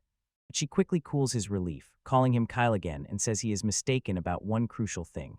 Although she hates the weak and loves the strong, her most powerful love is reserved for something entirely different, leaving Kairu confused. Her face twisted into a wide sadistic smile, revealing her true nature, and with eerie delight she declares that she loves most to torment and humiliate the weak. She gave a cruel order. Cao, gritting his teeth, only looked on in disbelief and muttered that this cannot be, while she commanded the guards to act. His helplessness turned into agony as Nazuna's screams echoed down the corridor. He roared in despair, forced to watch her being brutally tortured while she begged for it to stop. The torture continued until Nazuno lay broken on the floor with bound wrists and a battered body, while her tormentors stood over her motionless figure. For Kayla Chaos, this spectacle was pure bliss. She sighed with ecstasy and exclaimed that it was the best thing she had ever seen. Having satisfied her cruel desires, she turned to Kairu, who now knelt before her throne, and indifferently said that he was left with the cleaning, to which he only muttered a curse under his breath. He kept his head bowed, but his face was a mask of pure, genuine hatred. A silent vow appeared in his mind: he would never forgive King Bizian. He carried the unconscious Nizuno in his arms, and making his way through the dark night, headed to their assigned barracks, the dormitory for cadet fighters. In the Spartan room, he carefully laid Nizuno on a simple bed, looked at her motionless body, and felt determination hardening within him. He knew it could not go on like this. He sat at the table in their empty new room, his face clenched with resolve. By the lantern light, he swore to himself he would become the strongest in this fighting world. He knew merely chasing power was not enough. Across the room, Nizuno lay motionless in bed, a silent and constant reminder of the dangers that threatened them. His gaze fell on her battered, bruised face. To ensure she would never be harmed again, he needed the fastest path to strength, which meant he had to thoroughly deal with his enemies, and no less importantly, with his own skills. With confidence, he wrote with a pen on the first page of a clean notebook the title of his new endeavor, New Strategy Notebook. He considered the notebook his lifeline. Having no idea who might become his enemy in the future, he knew that training and strategies had to be kept in absolute secrecy. While he was drowning in thoughts, a sudden knock shattered the silence of the room. The sound startled him. He turned to the door, wondering who could be visiting so late, and from the other side came a girl's voice. "Sorry for this time, but you are the only person we can rely on." Opening the door, he saw 3 more reincarnated students, a blonde, a girl with long dark hair, and another with a bob. They stood before him, begging him to teach them how to fight in this other world. At the threshold of a rural wooden building, Kairu Mitsushima is greeted by three girls in school uniforms. They simultaneously bow their heads and desperately ask him to teach them how to fight in another world. He looks down at them, his face tired and marked with fresh scratches, and asks why they chose him. Nazuna Shindo raises her eyes and sincerely explains because he is strong, and most importantly, he can be trusted. He insists, not letting them forget, reminding him of recent achievements. He defeated that powerful man and made her strong in just a week, so they believe he can make them strong too. Despite her passionate, fiery speech, he replies coldly and instantly, "I refuse." Nazuna, stunned, asks why he refused them. He only says what reason does he have to help them at all, and she answers that he himself tried to protect her, and therefore she decided he is a good person who cannot pass by the weak. He tells her she is mistaken. With a cold, detached look, he declares that he is a heartless man who does not care about others. Zuna looks broken and asks if that means people who are not special can simply be left to die. Her blonde friend explodes, calls him a bastard, and demands to know if he understands what fate awaits a girl who cannot fight, while Kairu instead explains his motive. He protected Azuna only because she is special to him. The dark-haired girl pushes her friend Kyoko to leave. Kyoko looks back at Kairu with contempt and mutters that he is just like all the other men. Leaning against the doorframe, Kairu smirks boldly and says their fate does not concern him. He turns and closes the door, cutting them off outside. The three girls walk down the corridor, and one quietly asks if what he did was really okay, leaving Kairu alone in his room. He returns to Nazuna, who sits on the bed looking downcast. He asks if he disappointed her again, but instantly dismisses the thought. Nothing can be done. His face hardens as he explains why, his eyes narrowed from tension. He warns, in such a place, you never know who might suddenly turn against you. She challenges this cold logic, pointing out that her friends were just girls, and teaching them a few simple tricks wouldn't hurt at all. Then she asks a question. In this world, which resembles a fighting game, what does he consider most important to become stronger? Standing by her bed, he ponders her question for a moment, then after a short pause throws out a guess, maybe physical traits, strength, or reflexes. But now, sitting at a small table by the lantern light, he reveals his true belief. The most important thing, he says simply, is knowledge. She explains her philosophy. In this world, the difference in knowledge directly translates into a difference in strength. Without the necessary information, you find yourself at a cruel disadvantage. He demonstrates with an example. Anyone can become a threat with unpredictable moves, and carelessly giving away hard-earned knowledge to outsiders who might just spam powerful but easily countered techniques can lead to total defeat. She is enlightened. If she gains the same knowledge, she too can become powerful. He confirms in fighting games, the winner is the one who has the information. Then he adds that although the king rejected his proposal, he will keep his word no matter how long it takes. He stood over Azuna's bed, his voice firm, and solemnly declared, he wants her to become stronger than everyone else, because he believed it is the only way to atone for his past. Her eyes widened in shock, the words echoed in her head, being stronger than everyone. The burden of his expectations overwhelmed her. The next day, before the stern stone walls of the fortress that served as the arena for novices, the massive gates stood closed, and an elf with sharp ears loudly called all the novices to gather around. Inside the complex, Kairu and other newcomers, including 3 nervous schoolgirls, were directed to a large wooden box. They were given their first order to change into the combat suit lying inside. After changing, Caranel put on a simple light tunic and wrapped his hands with bandages. His face was stern and focused, and nearby other men in similar attire stood, getting used to the new reality. And those 3 schoolgirls appeared in much more revealing and completely unsuitable outfits. Shocked and angry, they demanded that others stop staring and asked why such strange clothing. Their appearance caused shock among the other fighters. The elven instructor immediately calmed the crowd and announced that the deputy captain would now explain the rules of the iron gates. Kairu's gaze sharpened. He knew that missing these rules meant not surviving.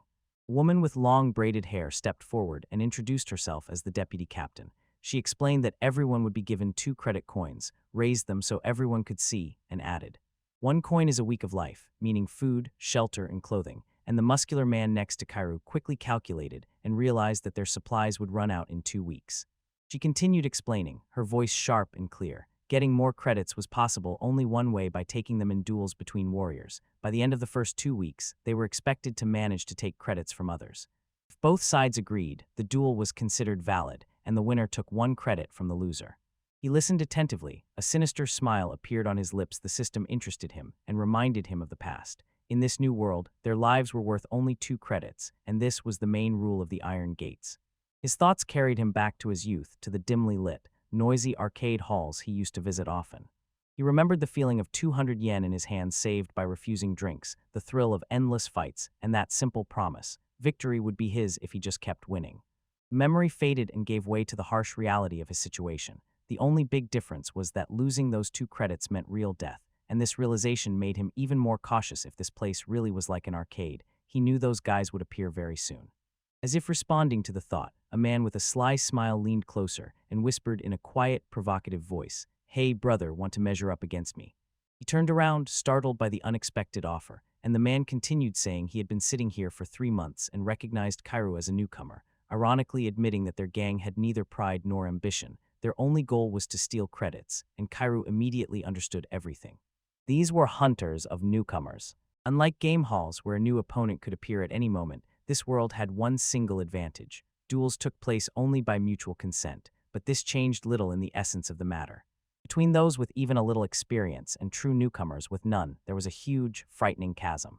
He calmly refuses the challenge, saying he will pass. The hunter who challenged him asks what the matter is, but the other tells his comrade that it is wise and explains.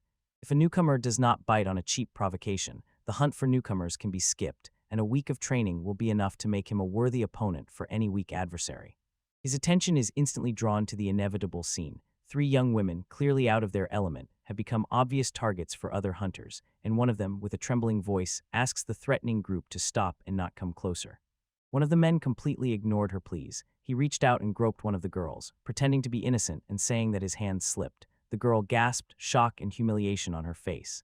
Kairu watched, forcing himself to endure it. The harasser smiled at the girl and teased that this is how they act, challenging her to a duel if she didn't like it. Her friends called her name in fear, but the girl's face hardened, her gaze became fierce, and she hissed, "You bastard!" Her anger gives way to steely determination. "All right," she says, pointing directly at the tormentor. "I will challenge you to a duel." The man smiles mockingly, accepting the challenge. Kairu looks on with disbelief, not understanding why she couldn't just endure it. She turns to her distressed friends Kyoko and Miku, reassures them that everything is fine, raises her gloved hand and says that, though it's hard to believe, she will handle it.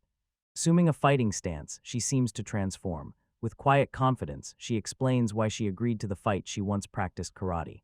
Above the tense yard, the sky spread indifferently, dotted with clouds. Her confidence proved tragically mistaken. The duel ended. She lies broken, pressed against a stone wall, her face battered and bloodied, clothes torn, eyes closed, body limp and defeated on the dusty ground. Her motionless figure is a testament to the cruel skill of her opponent. Scratches and cuts cover her legs, skin scraped and dirtied after the brief, one-sided fight. On the dusty ground, the young woman with strands in her hair lay broken, her body bruised, and in her head echoed one simple voice: she lost.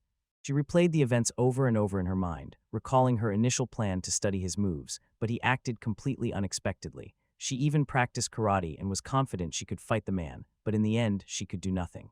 The opponent simply smiled, raised a coin, and said he was taking her. The unexpected move a jump. He leapt into the air. She froze for a moment in surprise, then he descended and delivered a powerful blow. He was constantly jumping and mercilessly attacking, a strange and stunning onslaught. She realized too late that she had lowered her guard and promised herself to defend better next time, but he had already closed the distance, still had the advantage, and his fist hit.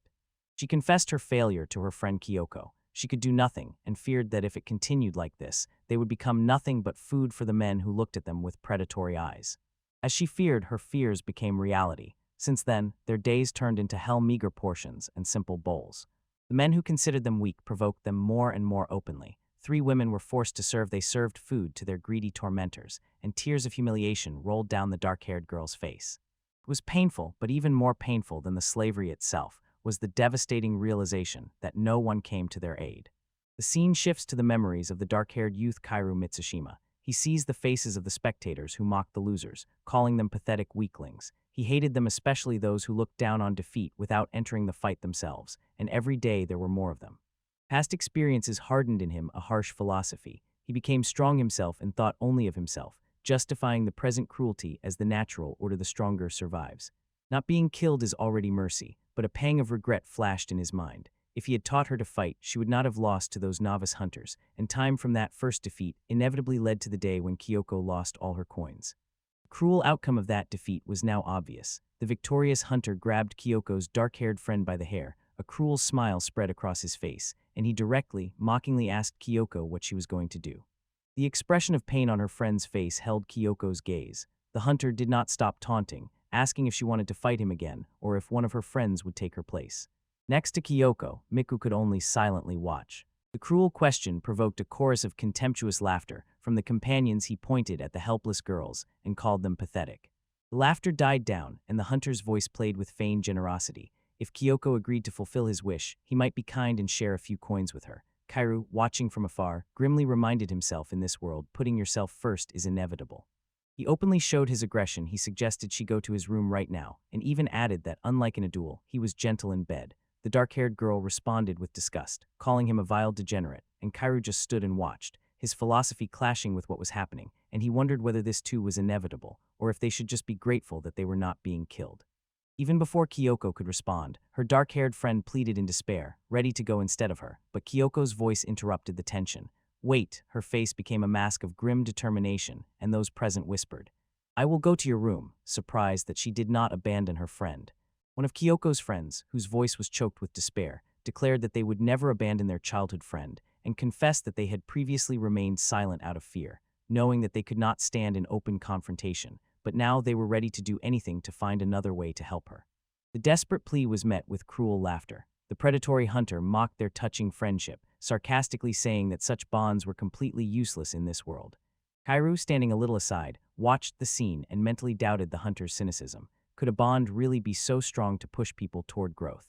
This thought triggered a painful memory from his past, a moment of deep regret. He recalled how he regretted refusing a certain offer. The situation again reminded the girls of an old encounter. A man in glasses made an indecent proposal. He suggested entertaining both Miku and her friend Keiko at once. Kiku responded with one sharp, loud slap across the man's face. Returning to the present and having seen enough, Kairu stepped forward and addressed Miku directly. In a calm voice, he asked if she would fight him instead, and this completely confused her. His intervention angered the rookie hunter. The hunter waved him off. Kairu was just another scared rookie to him, but Kairu proposed a deal, 2 coins if the hunter defeated him. Seeing an easy profit, the hunter called him a fool and agreed to the fight. He directs a burning gaze forward, ignoring her frightened scream, and says that he is doing this not for her, it is his personal choice, made only to become stronger. Accepting the challenge, the group moves to a wide, dusty courtyard, surrounded by a towering lattice gate.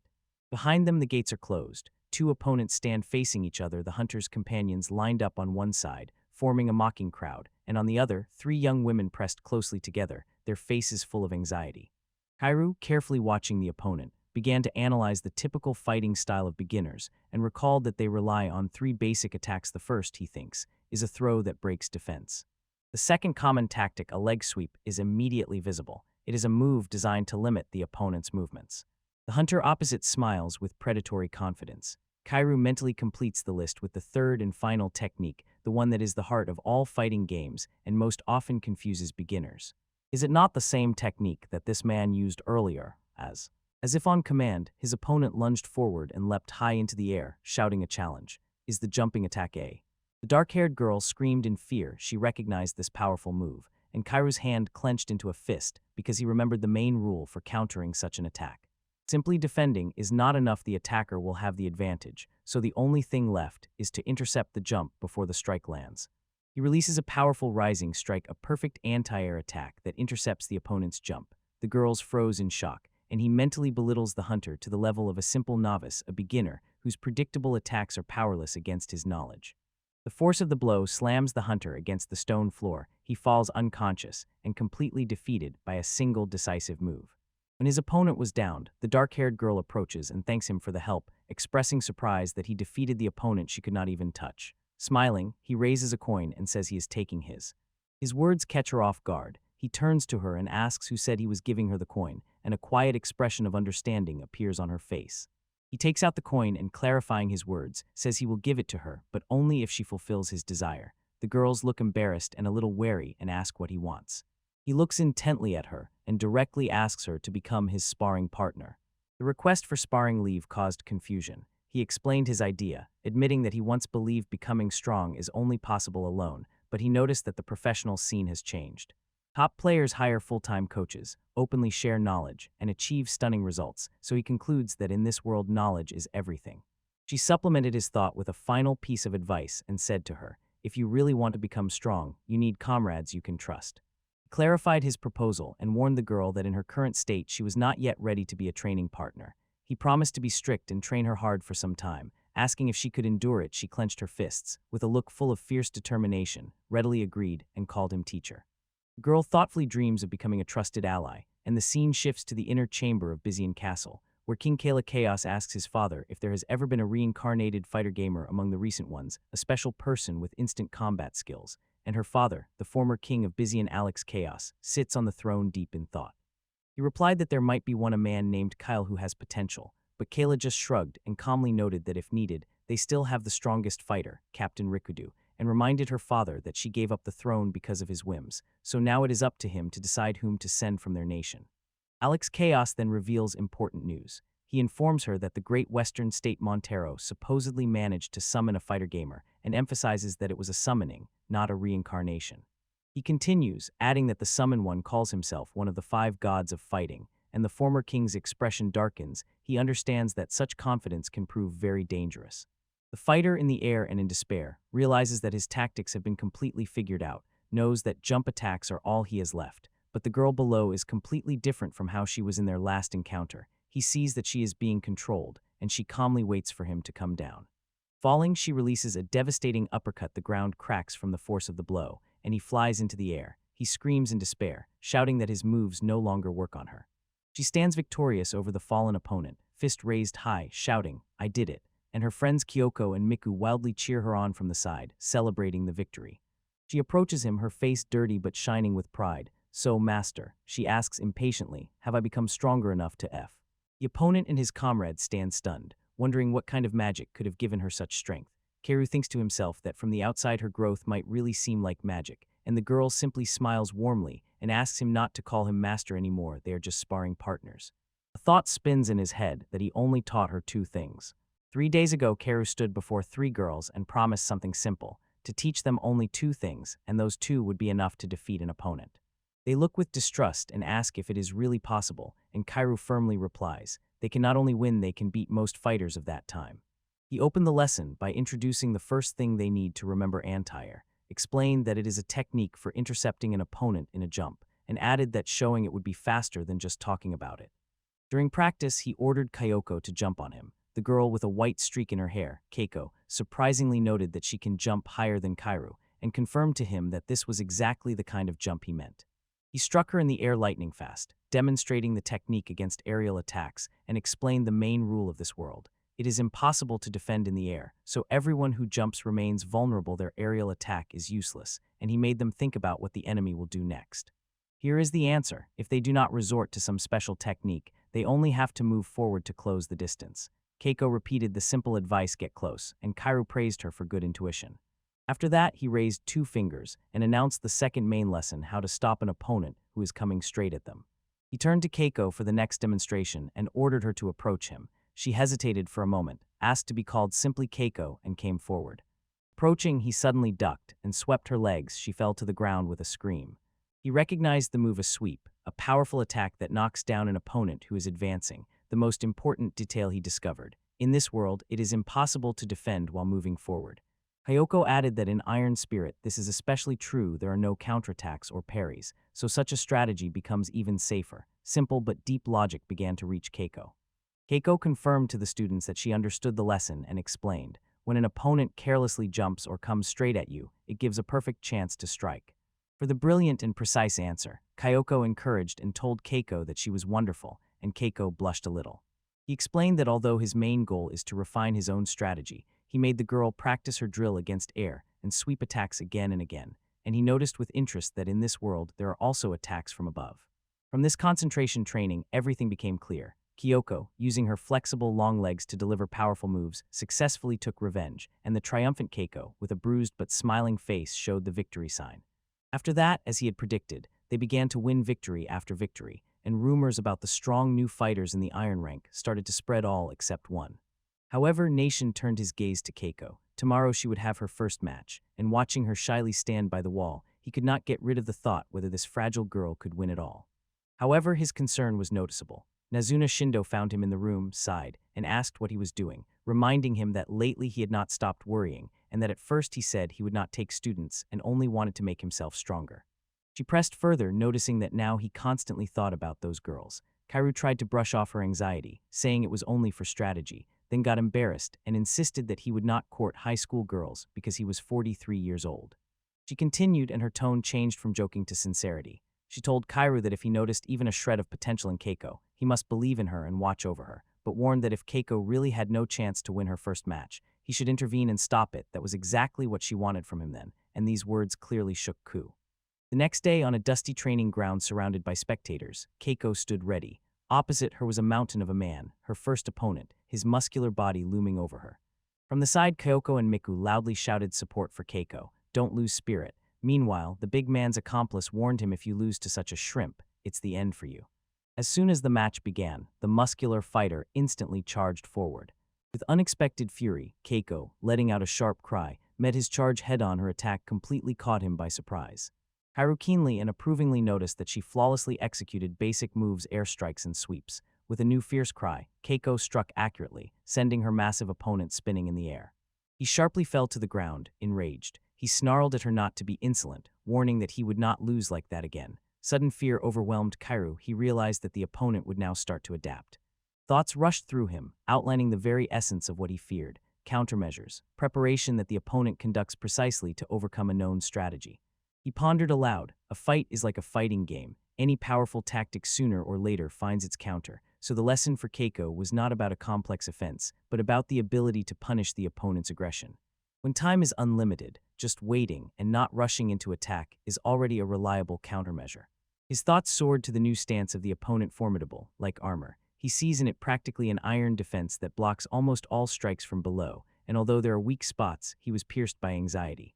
He had not yet taught Keiko how to use them. On the battlefield, Keiko suddenly screamed and jumped high into the air, launching into a jumping attack, and her friends stood stunned, not believing that she had invented such a maneuver herself. A strike from below hits the crown of the protected fighter with incredible force. He exclaims with admiration, confirming that the jumping attack is one of the right moves against a strong defense, and encouragingly calls Keiko, reminding her that in this world body size does not matter. The mighty hunter is thrown back by the blow, stunned and unable to believe his eyes, while Keiko sees a chance, gathers strength, and rushes to finish him off. Keiko caught him in the air and with a crash slammed him onto the stone floor. The duel is over. The hunter lies fallen, muttering that he truly lost, and Keiko stands victorious over him. Her friends rush forward and embrace her in a burst of celebration. Kairu watches, and a quiet admiration plays on his face. He guesses that she probably remembered how she had earlier seen him throw an opponent who was defending. And he, impressed, realizes she did more than just a throw. She performed a technique he never taught her. He approaches Keiko and her friends, sincerely congratulates her on a job well done, and at that moment recalls their previous conversation, realizes he also needs to apologize to Nizuna. Quiet satisfaction envelops him. He truly loves watching the youth grow. His thoughts are interrupted by the radiant Keiko, who insists that he call her Keiko-chan, and the familiar dress makes him pause for a moment and quietly reflect on his age. Meanwhile, in the luxurious halls of Byzantine Castle, a powerful figure sits on the throne and watches. Kyra Chaos, king of the kingdom of Byzantine, with a sly smile notes that Kyra and a small group have almost reached the bronze rank. Their progress has interested him. She anxiously tells the subordinate that it will not be fun at all if they just become a friendly, united crowd. Nearby, the elven commander smiles confidently and says that the selection of representatives will begin soon, and he has a plan specifically for this meeting, one that will break the bond between master and apprentice. Kairu Mitsushima watches as Kyoko and Miku hug a moment of friendship in the middle of the harsh training yard, and he silently reflects with a barely noticeable smile on his lips, realizing that he enjoys watching the youth grow. And his determination was hardened. He returned to the three girls and proclaimed that together they would become stronger for survival in this other world. They agreed enthusiastically in unison, calling him Master, while in the background Nazuna Shindo stood alone, watching the scene unfold. While the others celebrate their new appointment, Natsuna looks sad and detached, with unspoken thoughts hidden in her eyes. Her quiet reflections go unnoticed. The next day, Kairu gathers the group and announces that real training is beginning, but before that he asks only one thing, a promise from each, never to tell anyone what they will learn. He seriously explained that his request is not empty. What he will teach them is so important that just the knowledge alone will make them much stronger, but he warned, if it leaks out, it will create monsters that an ordinary person could never even approach. Having given his warning, he directly asked the three younger girls if they could make such a promise, and they answered without hesitation that they could. When they took the oath, he raised his gloved fist, his gaze burning with determination, and announced that today's topic is special techniques. The statement immediately raised a question in Miku's mind. Are these special techniques like foolproof deadly moves? Keiko quickly corrected her. No, it's not quite like that. He does not look away, asking if they will also be able to perform such tricks. Kairu confirms that what they saw in the captain, the shockwave, is exactly one of those special techniques. At this confirmation, sparks of admiration lit up in Kyoko's eyes. She says it's insane and immediately demands that he teach them here and now. Kairu is stunned, unable to believe that she got so emotionally involved. He raises a finger and dampens their enthusiasm, explaining before teaching that he needs to learn something about each of them, and then unexpectedly asks, "What are your hobbies?" First, surprise instantly turns into indignation and embarrassment. Kyoko mocks and asks if this is some kind of dating party. Miku wonders what such a personal question has to do with anything, while Kairu simply insists that he has a perfectly good reason to ask. He explains that these special techniques are meant to reflect what each person is most deeply attached to. With this in mind, Miku responds first. Her hobby is karate. Then Nazuna shyly confesses that she watches professional wrestling, and realization flashes across Kairu's face, begins to understand the nature of special moves in this world, so the group's attention turns to Keiko. When asked, Keiko thoughtfully replies that her hobby is retro games, explaining that her father had a huge collection. Hearing this, determination appears on Kairu's face. No, he is convinced of his theories. He says that her answer confirms everything. Special techniques show a person's interests and preferences. Taking this into account, he tells Keiko that he will teach her body to perform such techniques, even one or two that she usually cannot perform. Under the watchful eye of Kairu, she and the other girls took training seriously. Their search for special techniques officially began. They relentlessly practiced, delivering series of punches and kicks, bouncing back, dodging and again squatting and standing, forging their foundations. He pondered the result of their efforts. As it turned out, the first to discover the special technique was once again someone he did not expect. A triumphant shout rang out in the parade ground. "I did it." It was Kyoko, her face shining with triumph. She called Kairu, whom she called Old Man, and joyfully announced her success. Eagerly wanting to show it, she immediately asked to try her new technique on him. Kairu, though surprised, agreed, mentally deciding that her invention would definitely surprise him. She rushed forward and unleashed a powerful energy slash that cut through the air straight at his side. When the energy faded, Kyoko waited for his assessment with a confident look. The other girls were amazed and couldn't understand how she managed it. Kairu, still chewing over the attack, asked what she had just done, and she explained that it was a projectile like the captain's, and with a smile added that this special move would suit a name like Super Slash. He raised his hands, and the force of the blow still echoed in his body. Then it slowly dawned on him it was a projectile. In other words, she turned out to be a character who attacks with projectiles. Having comprehended the information, he calmly finished today's training and told the girls to train on their own. Kyoko acknowledged him as her master. That same night, sitting at the table with a pen and paper, Kairu reached an important realization. He thoughtfully looked at Kyoko's smile shining with joy. For a modern fighting game player, their excitement over a single special move might seem laughable, but seeing her expression, he understood something important. It reminded him of the times when he wandered through arcades. Back then, there were almost no ways to learn the rules. There was only a simple tutorial mode and a short list of moves, so the rest had to be discovered on their own, spending the tiny money they had. It was precisely because of that struggle that every discovery was worth its weight in gold. Every new step, every moment, every victory accumulated and gave a deep sense of achievement. Now he understood, being in this world of battles was just like returning to arcades and figuring out a mysterious new game. He had to move forward step by step, relying on his knowledge and enjoying the thrill of every discovery. This realization only strengthened his desire to overcome this new challenge. He knew all this revelation was thanks to those three. He recalled Kyoko's piercing gaze when she told him, "I'm so glad we're training together," and the memory of her sincerity suddenly filled him with joy. The next day he stood before them with fresh determination and immediately said, "Let's continue training just like yesterday." The three girls stood nearby, their faces combining determination and slight anxiety. They were ready for the challenges ahead. She and Miku approached Kuryu. His piercing gaze completely embarrassed them. Kyoko asked why he was looking at them like that and if something bad had happened. Miku intervened and said that they should be the ones asking him that question. He, embarrassed by their accusation, asked what they meant. Miku sharply pointed behind him and shouted for him to look back. Still puzzled, Kuryu glanced over his shoulder, not understanding what could be there. Turning around, he saw Nazuna Shindo. She stood with her hands firmly on her hips, wearing a confident smile, dressed in a revealing dark two-piece training outfit. When Haru exclaimed her name in surprise and asked why she was not resting, Nazuna calmly explained that she came for training, but more importantly to watch over everyone, because, being an adult woman, she decided not to allow possible mistakes between him and the young girls. Kyoko was outraged by that hint and sharply asked what she meant, and whether Nizuna really thought that something could happen with someone as old as Heiru, then quietly wondered if Nizuna's heart had ever trembled for him. While the group stands under the tree, their tense conversation is interrupted by an unfamiliar voice. Apparently, as the rumors went, Kairu really is popular among women. The voice belongs to the armored commander, Fighter Kyle. Kairu recognizes him immediately, and Aloud wonders if the commander came to announce a promotion for the team after their consecutive victories. He waved it off, that would be great, but he is here for another reason. The commander addressed the whole group, Kuru, Nazuna, and 3 girls, and made a stunning announcement.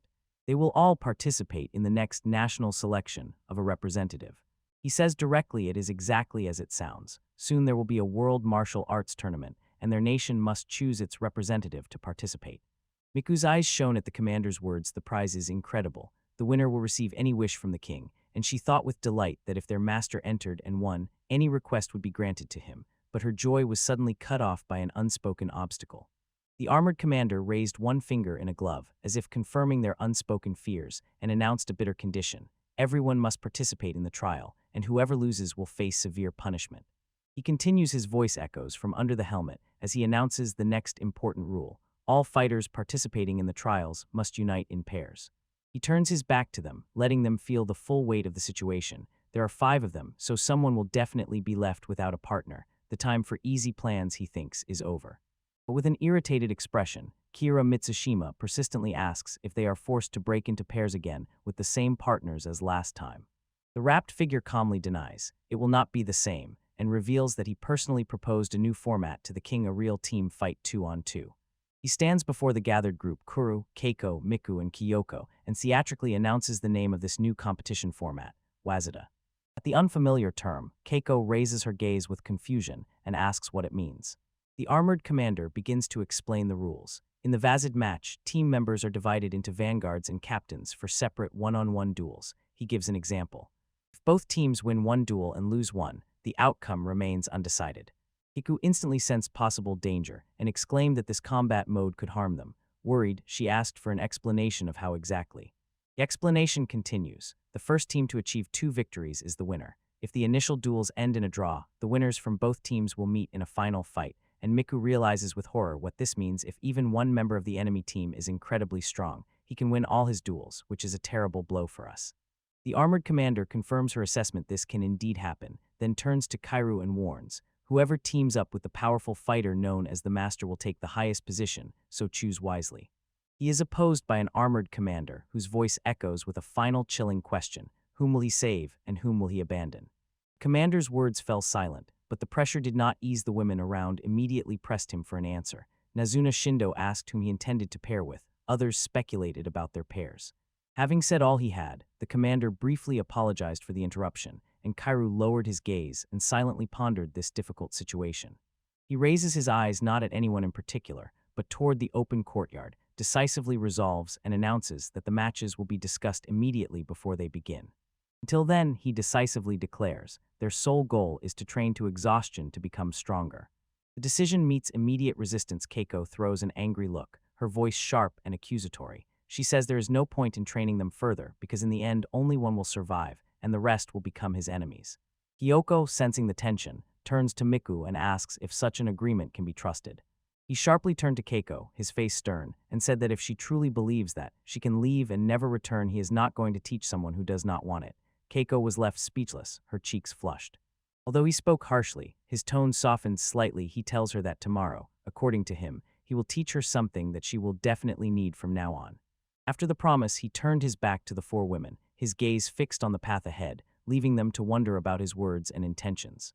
In the silence of the women's bathhouse, the question hung what to do next, and the conversation begins. Kyoko, Keiko, and Miku are basking in the warm water, and Miku turns to Keiko, asking what she meant by her early defiance. She explains that thanks to Kuru they have all become stronger, so doubting him now is pointless. Kyoko listens and adds that whether she trusts this old man or not does not matter. Miku fully focuses on Keiko and directly asks if she agrees. Without waiting for an answer, Miku decisively states that she is sure their master will lead them to the very end. Keiko quietly agrees but admits that he cannot shake the feeling he is just like her dad. In a duel, he never holds back and is ready for anything to win. She adds that she does not consider him a bad person, but this similarity worries her. Kyoko understands this and admits she feels the same from Azuna, as if she is ready for anything to survive. Somewhere, Kairu lies in bed. Restless because of Nizuna, he turns her words over in his mind and doubts whether everything was really as clear as it seemed, and honestly admits to himself. He asks because he truly does not know. As if summoned by his thoughts, Nazuna leans over him, says she does not want him to forget her words and promises that this time she will not leave him, and Kairu, raising his gaze, replies that, of course, he has not forgotten. He listened as Nazuna said that simple words were not enough for her. She wanted a much deeper connection with him. She leaned closer, her gaze burning and unwavering. She assured him that if they did this, he would never be able to forget her. She gently told her not to force herself, noticing that she was trembling. Azuna objected, but her trembling hand revealed the truth. Although she denied it, her voice trembled when she began to ask if he had any idea what she had to go through. She finally opened up, confessed her vulnerability, and asked if he knew how others looked at her before the day he saved her. He was silent, his face serious, as if feeling the full weight of her confession. The moment ended with hugs. Tears ran down his face while she apologized, swore not to fail this time, and begged him to believe her. The next day dawned clear and quiet. The next day Kairu resumed training, as if that emotional promise had never been made, standing in the sand-drenched courtyard before his 4 students completely serious and focused.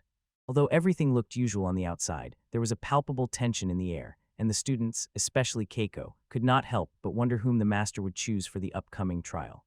But his face told a completely different story. It was clear he had already made some decision, and the determination in him was frozen as if carved in stone. After that moment, he trained them day after day, pushing even harder than before, teaching them all kinds of skills and techniques.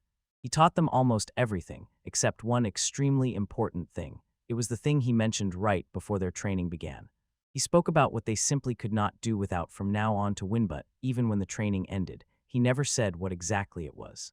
While the mystery still hung over them, the day of selection came. Kairu and his students stood before a huge barred gate as he prepared to announce the pairs.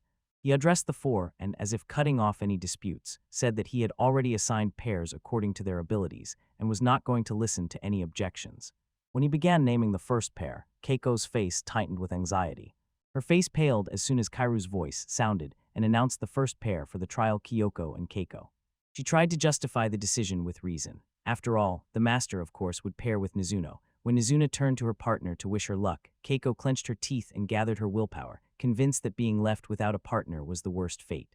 This belief was instantly shattered by the next announcement. Nizuno would be paired with Miku. Kyoko exclaimed in horror, realizing that this left their master as the odd one out, and the thought struck Keiko. Kairu had planned from the very beginning to stay and participate in the trial himself. His partner, however, remained a mystery. Mizuno voiced the question that was on everyone's mind just at the moment when a giant figure stepped forward. The students froze in admiration, looking at the muscular man and recognizing Bigo, the strongest fighter of the golden rank, and Keiko was stunned with surprise. Kairu had secured the most powerful possible ally for himself. He turned to the students, his face becoming stern. Kyrie announced that he had the last lesson, and with icy determination ordered them to mercilessly use what their opponent feared the most. In the huge courtyard with stone walls, the main rule of this world hangs in the air. To win, you must exploit the opponent's weak spots. Kairu in training clothes. Kyoko approaches him with eyes burning with rage and accuses him. He used the same tactics against them, only for his own victory. Her voice rises with indignation. She demands to know if all those strategies he taught them were just deception. He responds to her anger with a calm, inscrutable expression and simply says, "Find the answer yourself." That's all. He and Bigo begin a new stage. Kira says this as promised. He trained them for this day. Keiko watches them go, understanding the consequence. From now on they will all fight for their own survival as enemies. He steps away and repeats his philosophy to Bigo once more. If you want to know something, you must make the effort yourself to find out. In the courtyard behind, Miku turns to Keiko and hesitantly asks what to do now, while Kyoko, still angry, mutters curses at Kairu under her breath. Aiko's facial expression tightened with determination, and she repeated the words of their former master. Only they themselves can find out if they have truly become stronger. When left to themselves, the 3 young women finally reached their goal, a huge, formidable structure called Silvergate. Behind the gates, a chaotic clash was already raging. A group of hardened fighters exchanged a flurry of kicks and punches, each fighting for supremacy. The fight was brutal and rough. One fighter received a heavy kick to the torso, while another parried with a powerful forearm strike. Their fight suddenly stopped. A muscular man with a mohawk and his blonde partner noticed the invisible newcomer, wondering what was going on in a place for silver rank fighters, where supposedly there was no worthy opponent. Shari, his face tensing, demanded fiercely to know who these newcomers were. He couldn't even recognize their stand. In response, Keiko stepped forward, with a worried Miku beside her, and confidently declared that they were new contenders and had come to defeat everyone present. The Mohawk fighters snorted disdainfully at their statement, pointing out that they were only iron rank. Hearing this, Miku whispered to Kyoko, worried that a silver rank opponent was too high to test their skills on, and the fighter overheard, adding that in the upcoming tournament most fighters would be gold rank, implying they had no chance. Now surrounded by a formidable crowd of men, Kyoko turned to Keiko and admitted, if they can't even defeat silver rank fighters, there is no hope. This truth only hardened Keiko's resolve, and she decisively told her friends that it was time to show everyone the results of their training. When the clash began near the Silver Gates, the muscular fighter Bigo approached Kairu Mitsushima. Bigo asked if Kairu really taught the girls how to win. He waved it off, but Bigo insisted. As a team member, he had the right to know what their leader was really like. He eventually gave in and admitted that he did teach them, but immediately explained. The strategy he had been giving for the last few days was not ordinary at all. With a serious expression, Kairu named this method and explained, this is the wrong way. He continued explaining, drawing a parallel with how professional fighting game players teach beginners. Facing different learning styles, beginners often hesitate, not knowing which path to choose. The right path is slow, careful learning of the basics. Although it takes a lot of time, it leads to true strength. But the wrong path is completely different. It is only what is needed to win immediately, a philosophy embodied in the brutal predatory, grand. This strategy bets on moves that are hard to parry the first time, to arrange a one-sided assault and decide the match before the opponent can adapt, and because of its ruthlessness, it earned a special nickname. It is called noob stomping, and near the Silver Gates the results speak for themselves. 3 girls stand and slide among the bloodied, unconscious bodies of silver fighters, whom they so easily defeated. In a narrow stone alley, Bigo asks Kairu if his method noob stomping is bad, and Kairu looks thoughtfully and says he wouldn't go that far. He explains that for beginners who resort to this tactic, it might be their best chance precisely because so little time remains before the tournament begins in the Great Colosseum. His students beaten and covered in bruises after recent victories, he heads to the arena gates, thinking about what will come of allowing them to taste one-sided victory in every match. She knows this path can spoil them. At that moment, a wild, manic smile blooms on Miku's face. She suddenly realizes they are incredibly strong. Finally, the day of the trial has come in the huge Colosseum. The selection of the representative of the Kingdom of Bizian is to begin, and it is already full of spectators. From the royal box, King Kyla Chaos addresses the conventions, warmly welcoming the proud fighters gathered from other worlds for this fateful moment. Then one of the representatives steps forward and announces the rules. In this tournament, the format called WZDA will be used, in which fighters compete in teams of 2. He gestures widely toward the huge tournament bracket, revealing the grand prize. The winning team of this tournament will earn the right to fight the reigning champions. The armored commander, Captain Rikudu, stands next to his elven deputy and announces that this competition is meant to determine the representative of the kingdom, especially emphasizing his own team. Watching the events unfold, Queen Kayla Chaos smiles with sharp confidence and declares that Captain Rakudu is the strongest fighter she has ever known, and almost no one can defeat him. But if a winner does emerge, she promises to personally grant any of their wishes. On the balcony, 2 nobles watch the arena. The elf says that the time has finally come and is confident Rikudu will become champion again, but his bearded companion disagrees and admits he has bet on a different pair this time. Intrigued, the elf asks on whom exactly, while below the team of Garai and Ryu strike a powerful pose for the crowd. The bearded man leans forward in anticipation. He sees that the brilliant first match will pit Garai and Ryu against their opponents, and the announcer's voice fills the arena, declaring Garai and Ryu's team last year's runners-up and the most popular choice among female fighters. Their opponents were announced the team of Vigo and Kayla. When the pair entered the arena, the mustached spectator recognized Vigo and recalled that he once fought the captain on equal terms, sighing it's a pity such a high-class match was the first. Spectators' comment hung in the air, and on Kayla's simple tunic a badge shone. It marked him simply as Iron Rain. This revelation surprised the mustached man. He asked aloud who Bigo's partner was. His build was quite ordinary, and he did not look very young. The crowd erupted with mocking shouts, calling Kara trash and demanding he disappear, while from their balcony, the bearded nobleman thoughtfully asked if it was intended for Bigo to win alone, to which his elven companion said it was quite possible. In the arena, Bigo whispered to Kara, "Remember our plan." Then their opponent Garai contemptuously called Kara a coward who wants to live off his partner, the referee loudly called for the vanguards to step forward, and the fight was about to begin. When the judge was about to signal the start of the vanguard match, Bigot interrupted. He raised his hand and with one word, "Wait," stopped everything. Then this massive fighter shockingly announced he was withdrawing from the fight, leaving the judge completely stunned. As confusion swept the arena, Kara stepped forward. His voice calm but firm cut through the whispers, and he reproached the crowd for only babbling without understanding what they were talking about. He turned forward, a confident smile spreading across his face. Behind him stood Bigot, and Kairu made his bold statement. Only he will win this tournament. He, standing before a skeptical pair of elves and a smiling Kayla Chaos, Kira Mitsushima clenches his fist and resolutely says that they have no idea what they are talking about. The only one who will fight and win this trial is him. His statement irritated the giant fighter Bigot. He sharply turned to him and barked not to get cocky, called him a freak of iron rank, and demanded to know what he was doing, insisting that he himself should fight. While Kairu's gaze remained unshaken and determined, he doesn't care what anyone says because this is their agreement. In a rundown alley, a muscular man approaches Kairu and asks if he wants to team up for the trial. He says he heard that Kairu is the only worthy fighter who hasn't found a partner yet, but Kairu sharply refuses, and the man insists. "Wait, if you doubt, I'll show you right here what I'm capable of." He explains that it's not about his refusal. He never intended to participate in this trial, and adds that even if he did, no one could defeat a fighter named Rikudu. The muscular man asks in shock if Rikudu is really that strong, and from afar Kayla Chaos confirms yes. He proudly adds that Rikudu has never lost to anyone he has fought. The muscular man ponders, recalling that he heard Raku doesn't fight in vain and never loses to an opponent who returns. Kairu listens, his face unreadable. Biden finally revealed his true motive. He turned his gaze to a small group of tired children huddled nearby and said he would fight only to protect them. They explain that without a protector, children in this world will not survive. One of the hooded children says they are still too young to be fighters, and Kairu suddenly realizes these children were also reincarnated here. He looks at the burly man and asks a direct question. If it weren't for them, would he have participated in the trial? He listens as the muscular man insists that even if he participated, he would still lose, but Kairu reassures him. It's okay, you don't need to fight at all, just watch. I've already figured out how to defeat Rakudu.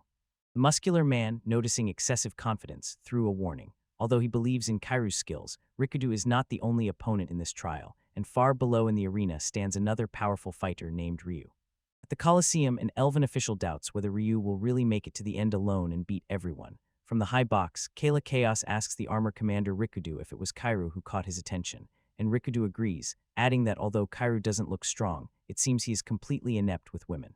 She mysteriously whispers to her, "Just watch," promising that soon she will understand why he became interested. The elf's voice thundered over the arena, announcing the start of the fighter Kyle against fighter Gare.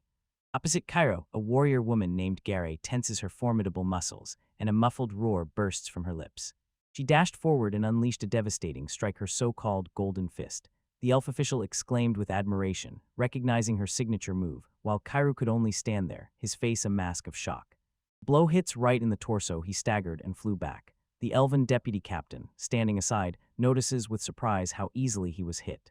He writhes on the ground, and his other opponent, Ryu, jumped into the air and landed nearby. Ryu looks down on him and says he will not humiliate him for the defeat, but a fighter of iron rank like Kairu should simply surrender, has no chance against a fighter of gold rank like him. Knocked down again, Garai's fist struck mercilessly, and she said that his resistance was futile. Standing aside, Ryu continued the story before ending up in this world. He was a circus performer, training day by day as a flexible acrobat, giving himself fully to achieve the perfect body. Clenching his fist, he explained that only by being reborn did he finally achieve his goal. Bending his body into an unthinkable pose, Ryu boldly flaunted that he had achieved a perfect body and mocked Kuryu, saying that he wouldn't even be able to touch his form and would simply lose. The insult prompted Kairu to an instant strategic thought. I recognized this approach. The so-called zoners, who keep the opponent at a distance, appeared in various forms throughout the history of fighting games. The brightest example is a long-range fighter, a specialist who freely controls extended limbs and dominates in combat from afar. Watching from the stands, the elf deputy captain noticed that Gare's range was the best in the entire kingdom, and asked if Kairu could somehow instantly shorten the distance. Captain Rikudo agreed, and added that it was impossible unless Kairu could shoot projectiles just like him. Again standing on his feet, Kairu clenched his fists and frowned. The same thought was spinning in his head. Does he have at least one skill to fight them off? Despite his earlier confidence, he is completely on the defensive, taking a blow from the laughing Ryo. On the throne, Queen Kayla Chaos watches the one-sided beating. Her curiosity sharpens. She wonders who the man named Kayla really is. The relentless pressure forces him to retreat. His feet shuffle backward on the stone floor, step by step. Understood, Captain Rikudu says that Kairu seems unable to respond to the opponent's greater reach, and the same thought is echoed by the spectators in the box, who ask the referee to stop this fruitless match. His vice-captain agrees that the spectacle is boring, but Rikudu smiles. He finds this situation extremely exciting. He leans toward his subordinate and whispers, "Watch closely, we are about to witness something strange." In the next moment, a cry of pain bursts out. Ryu flies backward, as if hit by an invisible blow. The vice-captain's eyes widen in shock, and Kairu remains standing in the center of the arena. Her disbelief is shared by Rakudu and Queen Kayla. The captain's deputy stammers and asks what just happened, since she remembers that Garai was attacking from afar all the time and only in a one-sided fight, so this sudden turn of events is incomprehensible to her. Her voice fades. She freezes. Looking at Rai, he suddenly fell and now lies stunned on the stone floor. Ryu points tremblingly from the ground at Kairu, who stands in a fighting stance, and Kairu calmly names the technique that knocked him down, Golden Fist. His invisible blow pushes Ryu. He crashes onto the stone floor. The bigger man screams in pain and disbelief. Ryu clutches his chest, completely confused, and the spectators erupt with shouts, indicating that he clearly took a hit and fell again. It was not an accident. Their surprise only grows as they look at the scene. The two fighters stand so far apart that no one can understand how Kyle could hit from such a distance, and the huge gap between them and the center of the arena gives no simple answer. Among the confused spectators, the vice-captain turns to his superior, and with doubt in his voice, asks Captain Rikuda if he understands what colleges did, and whether it was some kind of child. On the arena floor, Ryu grits his teeth, holding back the pain, and recalls his words. Long-range moves are truly a great trump card in battle. He does not even suspect that his opponent has already taken this into account. Kairu stands ready, knowing that such an advantage has an obvious weakness. The vice-captain did not understand this strategic nuance and looked puzzled, but Captain Rakudu, with a knowing smile, explained the obvious weakness. Long-range attacks leave the fighter defenseless if they miss. Captain continued to explain, once again emphasizing what Ryu seemed to have misunderstood. Ryu thought the weakness was in the opening after completing the move, not in the extended limbs during the attack itself. Kairu corrected him, explaining that, like his entire body, the outstretched arms also remained completely open and vulnerable to attack. He immediately demonstrated this in practice. He lunged forward and with a powerful kick hit not Ryu's body, but directly his overly extended arm, and from his stance, Captain Rakudu immediately noticed that this was the real target. Staggering from the unexpected blow, Ryu finally understood the plan. Kairu pretended to defend, carefully measuring the distance so that Rei's strike barely missed, and finally launched his counterattack at the perfect moment. Watching from above, the deputy captain could not hide her surprise and asked if such accuracy was even possible, and Captain Rakudu confirmed. Kairu's ability to perform this proves his authenticity and gives the technique its true name, Whiff Punish. What? Lying on the ground, Rai raised his eyes to his opponent, and a sincere respect blossomed on his face. He finally understood. Kairu was a true fighting game player. Kairu waits in the arena, his fist bandaged and ready in the air. Hangs the question, is he a real fighting gamer? Regarding this term, for him, a fighting gamer is one who, even before coming into this world, devoted his life to one game and acquired unique moves and knowledge, he thinks to himself. Although the match is officially not over yet, everything is already decided.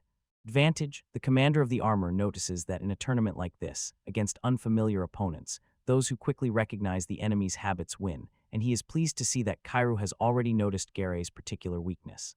Using this knowledge, he instantly attacks, closes the distance, and performs a powerful throw that slams Garay onto the arena floor with a crash.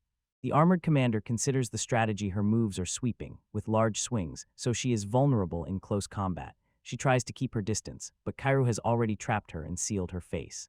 The decisive blow landed. The tournament judge raised his hand and declared the fight over. The winner is the gladiator Kyle. Sitting in the stands, Ryu watches with a slight smile. The elven vice-captain says that Kairu's specialty close combat makes him a very difficult opponent for Garay, and she thinks that his next opponent, Ryu, also a close combat power fighter, will give a good fight, although a shadow of uncertainty flickers across her face. After the fight, the armored commander approaches Kairu and admits that he himself created the gladiator ranking system in this country, asking if Kairu knows what the golden belt means. Kairu thinks it is a sign of the highest rank, but the commander coldly corrects him. No, it means you have reached the level cap in this country. The armored commander explained his system in detail, and with a barely noticeable smile, admitted that he initially planned to introduce even higher ranks platinum and diamond. This revelation instantly triggered a flood of questions. Kairu asked if this meant he was considered a higher-ranked fighter. The elven vice-captain, stunned, noted that there are no platinum warriors anywhere in Bizian, while Gary meanwhile realized with horror that if Kairu's true level was platinum or diamond, her own whiff punish techniques would be completely useless against such mastery. The armored commander continued, explaining that even if Kairu was at a disadvantage in close combat, the difference in their levels was simply too great. Then he named the next opponent Ryu with a golden belt, who was considered a master, and Ryu himself stood nearby with a tense face, beads of sweat gathering. The thought of such an insurmountable gap in strength was overwhelming. The level was so high that not even a trace could be left. This sharply contrasted with his previous victory over Bigo, when the crowd was stunned that just a fighter with an iron belt could win. The elven vice-captain, still not believing she understood, whispered to the commander, "If you are right, then no fighter with a golden belt in the country can defeat Kairu." The commander calmly replied, "No, there is one." He explained that he also holds a master rank, and that a real duel becomes thrilling when a striking difference in skill reveals even the smallest gap, and just then the tournament judge approached them and asked them to wait because the next fight was being prepared. The armored commander looked down at Ryu and the fallen Garai and sternly announced that the winner would receive a proper reward, but warned, if anything distracts attention, the outcome of the fight could easily change. He stood before the defeated fighters Ryu and Garai and gave them a choice of two punishments, either to leave the fighter's career or to continue, but if they chose to continue, he explained, they would be sold into slavery to the nobles after the tournament and forbidden to touch the prize money. When the choice was presented, an elf nearby grabbed the brand and the brazier with burning coals, and with a smirk declared that the proof of their decision would be burned right onto their bodies. Off camera, the brand glowed ominously with a clear sharp-angled sign, and nearby on guard stood an elf in front of a massive grated gate. Garai, addressing the official and standing with her back to the gates, spoke for both and admitted that they were completely defeated. Kairu intervened. He had no intention of humiliating them at all, insisted that their encounter was real, their strength genuine, and he was convinced it would become very useful. His words struck a chord. Ryu, with a bruised face but clear eyes, smiled and declared that this was exactly why they wanted that brand, and Garai agreed and added that their pride was also a great value. Hearing their decision, the armored commander briefly and coldly gave a simple, grim order: do it. Without hesitation, the elven official pressed the hot iron into Garai's back. She screamed in pain, her flesh burning, and Ryu watched, jaw clenched in silent reaction. On her arm now burned the scorching mark of the new status. The deed was done. A voice rang out through the Colosseum, announcing the preparation for the next fight. Watching from above, the vice-captain looked closely at the armor commander and asked with interest whether the sight of the brand could really touch Kira's heart. Noticing that he did not even flinch, the commander smiled and explained that it was the slow, grinding pressure that affected him the most. Do not rush. But contrary to the commander's assessment of slow action, Kairu unleashed all his power in the arena and with a powerful punch struck the opponent's stomach, continuing his series of victories. Kairu fought alone. Bigo withdrew from the avant-garde match, and from all subsequent fights, Ryu and Garai were also on the sidelines, so he had to stand against the opponent one-on-one. His lonely struggle ended with a stunning victory. He stood victorious over the fallen body of his huge opponent and raised his hand to the sky. From her place, the deputy captain watched him and acknowledged his frightening strength. As he continued to win, in his eyes she saw not only power, she felt an unbreakable will and unwavering conviction, and this intensity slightly stunned her.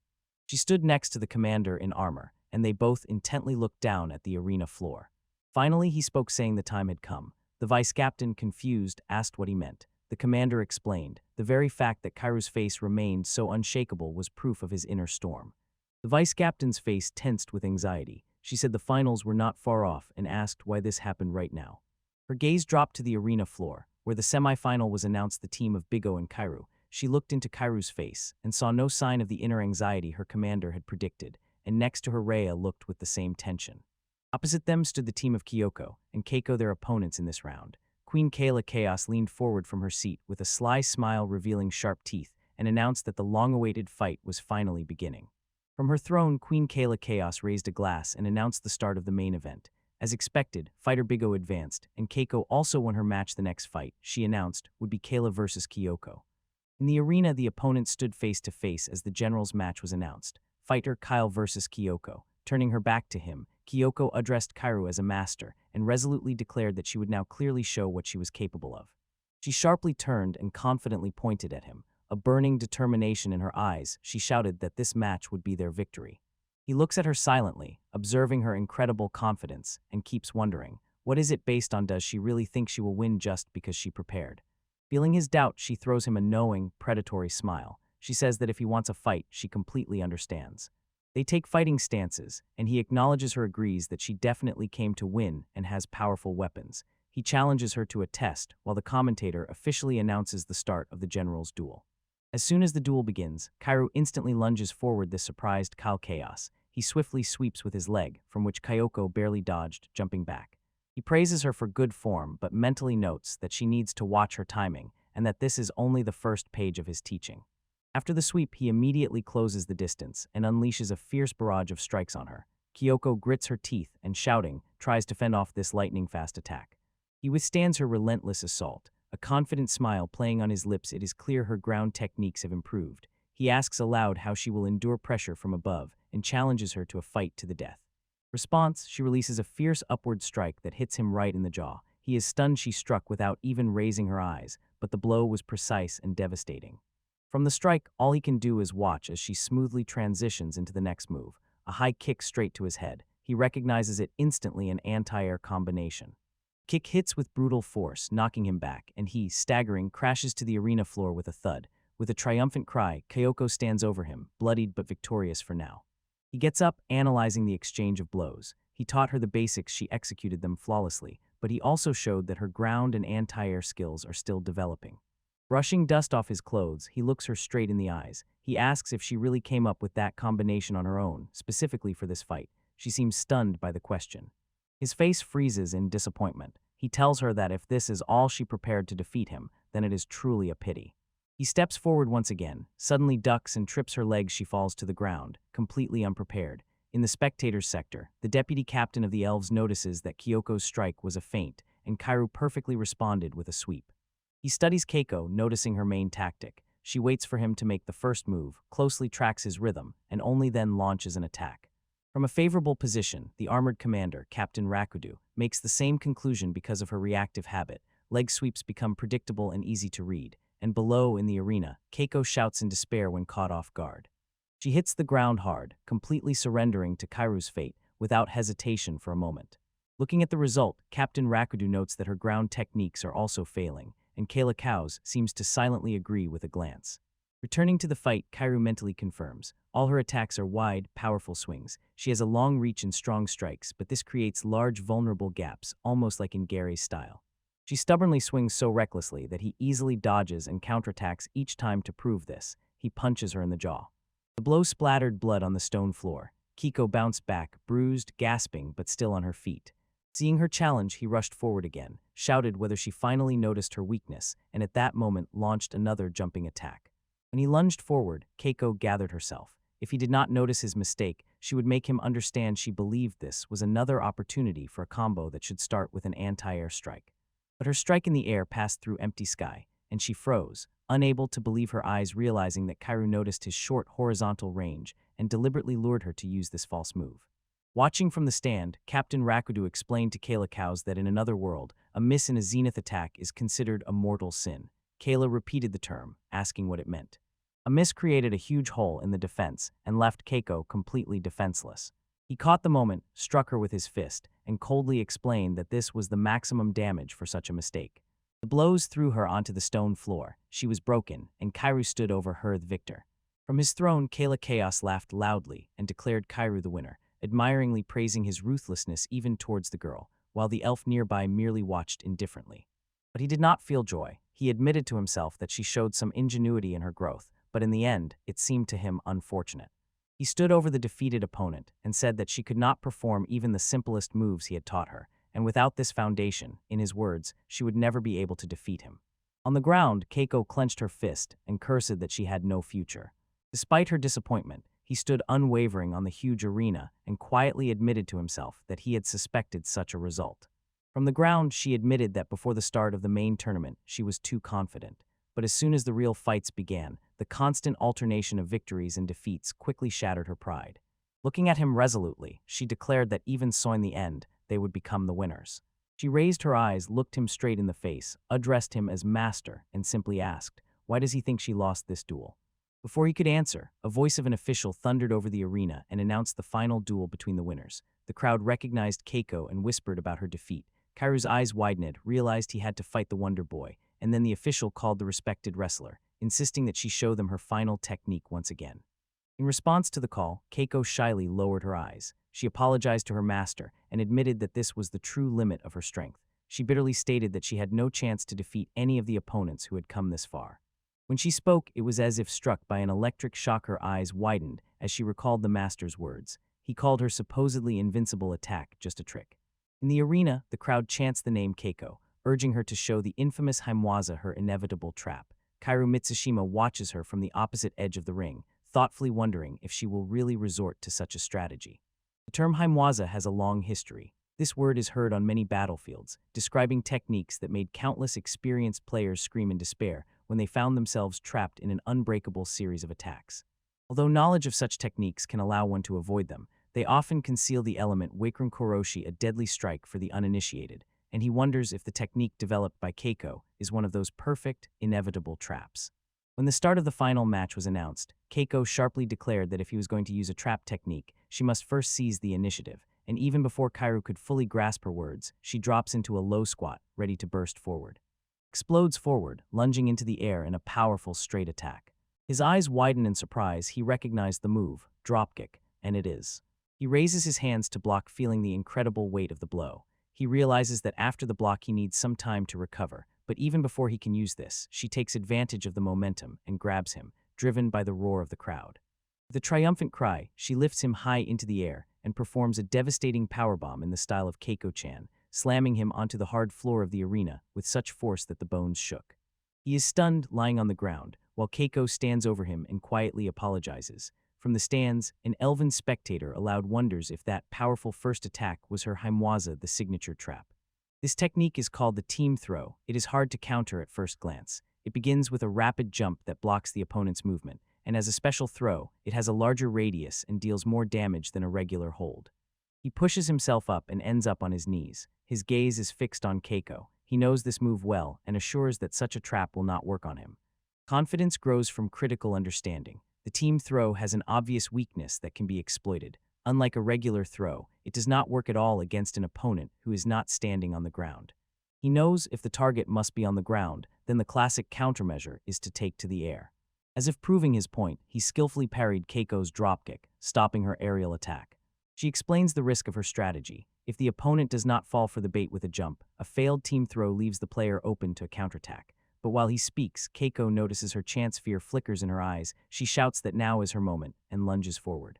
Her fist lands a devastating blow right in the face. The force of the strike rolled through him like a shockwave, and his eyes widened in disbelief. He staggered from the force of the blow, his head jerked to the side as the fist hit with a harsh crack. A perfectly timed counterattack leaves him stunned. He reels. Standing aside, the elven deputy captain is amazed and cannot believe he was hit, while the armored commander with grim confidence recognizes the move and says it is Keiko's signature trap. Kairu replays his plan in his head. He correctly anticipated Kako's team throw and jumped to exploit his vulnerability, but now he realizes his mistake. He underestimated her. She anticipated his jump, and in that brief moment when his defense weakened, struck accurately, and while he realized this, Kako quietly apologized. He understands, although this is not a true no-win loop, the technique is so effective that it works even against the most agile opponents. Commander in armor, visible from afar, confirms Kairu's assessment and briefly says, "This is a perfect dilemma, only two options." He quickly explains the trap. Since Keiko repels the attack, the opponent is forced to guess throw or strike, and now Kira finds herself in this dilemma. The commander wonders aloud what choice he will make next. Keiko does not retreat and rushes forward, shouting Keiko Changbang. Kairu has to choose to jump or to block. Since her previous attack was a strike, a simple conclusion instantly comes to Kairu's mind. Now he must defend. But as the commander notes, if Kairu chooses incorrectly, he will simply be caught by another devastating technique. The deputy captain closely watches the duel, her face showing only disdain. She says that in an ideal situation with two choices, the strength of the opponents does not matter, and that is why she admits she hates grapplers. The so-called grapplers are a class of fighters known for their powerful team throws, usually depicted as huge, incredibly muscular, and intimidating people. As soon as they appear in the duel, a common psychological state arises around them, affecting both the one who uses the grappling techniques and the one forced to resist them. The psychological split here is sharp. The one who is thrown is torn inside by irritation, while the one who threw feels a slight guilt mixed with incredible delight. When Kairu holds Kako, who apologizes for being too strong, he begins to understand his feeling. Dislike for this style of play is so widespread that even professional gamers openly say they do not like facing grapplers. Despite this clarity-covered Kairu, through his armored avatar, he feels that he has now completely deciphered the opponent's strategy and they have nowhere to hide. His new confidence was noticed by the deputy captain, who presented him with a critical choice. If he predicts Keiko's team grab, he must jump. If he predicts a strike, he must block. She anxiously waits to see which defense he will choose. The weight of this decision pressed on him. Kairu assessed his last strength. The next choice would decide the duel. A team grab would mean instant defeat, while a strike would leave him with barely enough energy to continue fighting, so instead of guessing, he decided to reset the situation and throw Kako to the ground once more. The vice-captain, noticing the tactical trap, decisively states, in her place, she would have jumped. Captain Rakudu listens to her and notes that such a move is too logical the opponent will easily read it. The vice-captain cuts in that this is exactly why she hates fighting wrestlers. Meanwhile, Keiko herself immerses in thoughts about the nature of this fight. She understands, any duel with a grappler, regardless of its course, heavily depends on luck. Captain Rakudu explains briskly, although the deputy captain does not like to rely on luck, gambling players who live with great risk for a big win usually prefer wrestlers, and he adds that if he fought Keiko, he would use his attacks so that the fight would never turn into a simple 50-50 guess. But Kairu is not the captain. He is pressed against the wall, completely confused and cannot believe that he has been driven into the very dilemma of two options he tried to avoid. Under pressure, his determination hardens. He will not allow himself to lose to such an opponent as Keiko, and decides, it is time to show her the true horror of the player once called Hematero. Garai drives her fist into Kairu's stomach with brutal force. The blow echoes through the arena, and she says with cold confidence, "This match is my victory." She completes the move, loudly shouting that her technique is a throw, and suddenly lunges forward to execute the maneuver. A crushing blow hits Kairu's face. His expression distorts with disbelief and pain. He recoils, not understanding why he is being hit. Garai finds herself on the ground, looking up in shock. She could not comprehend it. She was sure she made the first move and that she was supposed to strike. She raises her eyes and sees Kairu standing over her, and with horror realizes he must have used a countermove she had never seen before. He sees an opportunity in this, grabs a handful of her long hair, and says that if she chose to strike, he will simply respond with a strike. His face is a mask of grim determination, blood dripping from his mouth. He posed her a question about the choice of attack and immediately unleashed a powerful rising kick that hit her chin directly and sent her flying. On the sidelines of the fight, in armor, the commander watched the screen. His face behind the helmet remained impassive. When his vice-captain showed the move, he calmly named the technique Bupa. Seeing how the fight unfolded, his deputy could not hold back and asked if Bupa was some special anti-air technique that Kuru constantly uses. The commander corrected her, explaining that it is a special move created precisely to turn an unfavorable situation around. On the arena floor, Garai sat stunned. She realized that his move was not just a technique against air. He won at the very moment he executed a simultaneous throw and strike. Kairu stood firm, fist clenched. He embodied the perfectly invincible technique. The commander watched and thought that this move was simply too powerful because he had already warned Kairu. In this world, using the anti-air move was taboo, since the opponent could not defend themselves. With Garai's fierce scream that he had already lost, she was torn from her thoughts and brought back to reality. She said that although Bappa was an attempt to fix a bad situation, it was also a matter of life and death. If only Keiko had realized this, the winner would have been obvious. From the side, the commander's eyes widened. He too suddenly understood what this technique really was. At that moment, Kairu thought that if his assessment was correct, the match was already decided, and suddenly his body betrayed him. He fell on his back. Lying on the ground, Garai lunged forward, ready to take advantage of her superiority. The commander noticed that if Kairu had been sent into the air, he would have had a chance to counterattack, but now everything looked different. She leapt into the air with a mighty cry and brought her leg down with a devastating axe-like strike directly onto the fallen opponent. Her powerful kick descended to crush the fallen Kairu with one decisive move. But instead of a strike, only empty air. Kairu not only dodged, he was already standing. The deputy captain stared in shock, unable to believe his eyes how a middle-aged man could have such incredible reaction speed to deflect a high-speed aerial attack, while others in the crowd called it a divine move. The result of his counterattack became clear. Keiko sprawled on the stone floor, defeated. Kairu stood over her, and someone from the crowd shouted that it was time to hear the explanation from her. He spoke to the fallen fighter. admitted that he was once called Haimtaro, a name for those who use cheap repetitive moves, but assured that he had never done so, and what he had just done was completely different. His gaze swept over the crowd as he announced his fighting-style complete and merciless crushing of the opponent's strategy, destroying everything they wanted to do. He called it a strategy trap, a way of total domination, and the defeated fighters could only listen and felt humiliated, as if they had been scolded. Lying on the ground, Keiko replayed the fight in her head. She now held it standing. The start of the dropkick was not instantaneous, it had clear tails. First a squat, then a distinct movement as she threw her arms back just before she jumped. Standing aside, the captain's deputy suddenly realized. Kairu did not just react to the attack at the moment it began, he anticipated it, felt it approaching even before it was fully launched. The armored commander nearby only confirmed her thought with a simple, precise. Commander's voice burned with confidence. He stated that Kairu was a true gamer, a worthy opponent for him. Now he had surely fully analyzed and laid out all of Keiko's attack schemes. On her knees, broken but stubborn, Keiko looks up angrily at Kairu. Through tears, she insists that she will not lose under any circumstances, and says that even though he has no more moves, she cannot be defeated. The most important friends are watching her. Her voice breaks as she tells how she used to be weak and always needed protection, but having entered this other world, she decided to find strength within herself to protect others on her own, and now with new confidence she shouts that she herself will protect this world. And she sharply turns to the stunned Kyoko, shouts and asks if she's still a virgin. Before Kyoko could recover, Keiko says that she and Miku are also virgins, but Kyoko is on a completely different level, and adds that since the boy Kyoko liked in middle school pushed her away, Kyoko avoids all boys her age. Suddenly, a memory of younger Keiko, who was constantly bullied at school, emerges. She says she was small and gloomy, so an easy target, but Kyoko and Miku were always there to protect her. Her gaze falls again on Miku. She tearfully continues to explain. She and Miku promised each other no matter what happens, they will protect Kyoko. Then she turns to Kuryu and demanding asks how he can possibly understand the depth of their determination. Watching from the side, Kayla Chaos notices the unexpected turn of events and thinks that a decent man would never dare to touch such a devoted young girl. Her eyes narrow as she scrutinizes Kairu and doubts whether he is really decent, while Keiko continues to shout, demanding that he stop being so calm and give Kyoko back. The scene suddenly changes. We see Kairu Mitsushima in a past life impeccably dressed in a business suit. We get an impression of his character, and those who observed Kairu Mitsushima probably felt anxiety. Why did such an elite and successful office worker remain single for so long?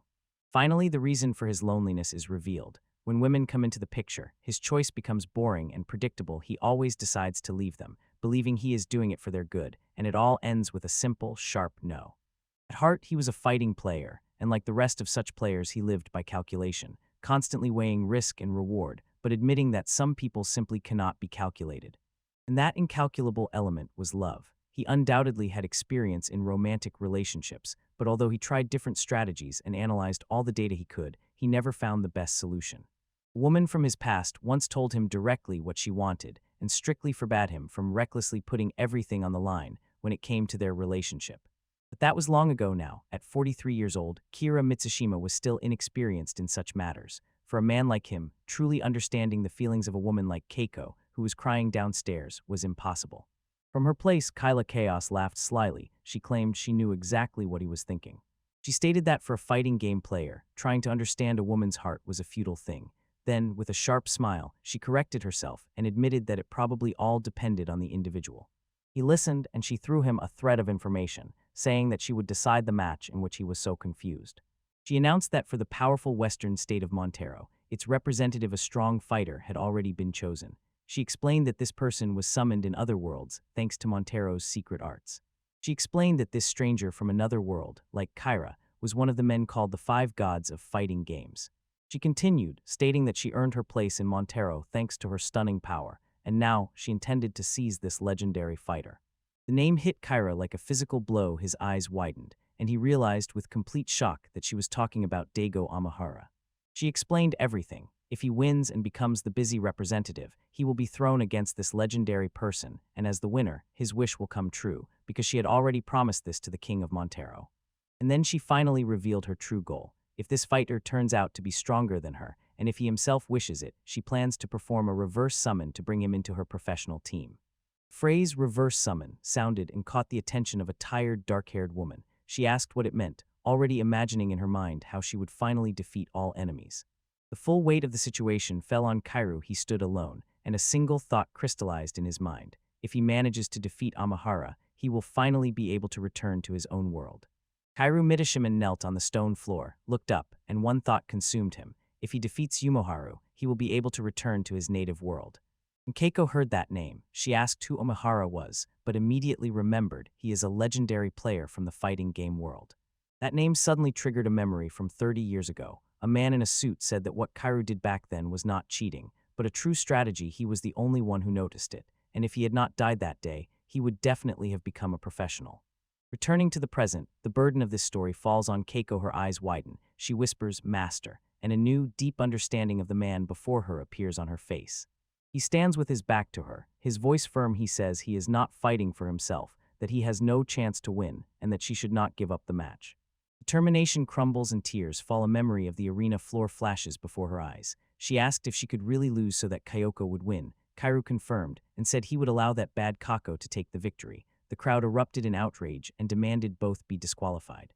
Her mind spins into a strange fantasy. She is grabbed by grotesque creatures, and she considers it a punishment from nobles of another world, until a familiar voice cuts through the delirium and scolds her for reading too many strange comics. She stands firm. He with clenched fists says that despite everything, there are things a man simply cannot do. These words shatter her calm. She falls to her knees, hides her face, and screams that he is a demon, a pervert. He looked down at Keiko on her knees with a stern expression and said that she is not really fighting to defeat Omihara. She is driven only by a selfish desire to return to her world. Stunned, she stumbled over her words and whispered that he was wrong. Her denial turned into rage, and noticing a gap in his stance, she rushed forward and struck him with a powerful, explosive blow.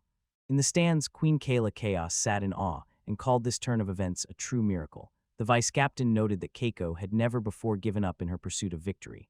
In the arena, Keiko roared that she would smash her rival to pieces just as her master taught her. The queen found this final clash of wills extremely interesting and wondered whether Kairu's indomitable technique would overcome Keiko's team throw. But already in the next moment, Keiko was thrown into the air, eyes wide open in shock. She was rushing in a fall. The spectators froze in disbelief. The elf had a gloomy expression on his face, and the vice-captain and Commander Akadu could not comprehend what exactly they had just seen. Keiko was thrown. When the dust settled, an announcement rolled across the arena. Winner fighter Kyle. He stood over his fallen opponent, who lay motionless on the stone floor. The last moment of the duel became clear. Kuru, with a look of burning determination, grabbed Keiko's hand and, using inertia, threw her to the ground. Kyle's queen was stunned and could not understand why her prediction turned out to be wrong after all. The result was supposed to be decided either by Kyle's unbreakable technique or Kako's team throw, but instead Kyle threw Kako. She turned to Commander Rikudu and demanded an explanation why to choose exactly the throw in that situation, a move that could lose against Kako's team throw and was weaker than his own strike, and Rikudu had no choice but to confirm that her assessment was correct. The armor commander explains that Kyle completely read the opponent. He deliberately remained open because he knew that Keiko at that moment would be too timid to take advantage, and the elven deputy captain, surprised, asks if Kyle really felt this weakness. But not everyone shared this assessment. In the stands, an elf spectator expresses his disappointment, complaining that in the end Keiko had the advantage. He asks why she was scared at such a critical moment and feels that his encouragement was in vain. Harsh words from the crowd fall like hail on the defeated fighters. The spectators shout that women are good for nothing and that they do not want to see such pathetic performances from weaklings. Miku watches anxiously as Kako trembles. Every insult pierces her deeply in the heart. The name-calling does not subside. Voices from the crowd call Keiko cowardly, weak, and late. He turns away from Keiko and looks straight into the crowd. His voice cutting through the noise, he tells them that they understand nothing. He clenches his hand into a fist and thinks that he was the one who taught her not for her to be defenseless.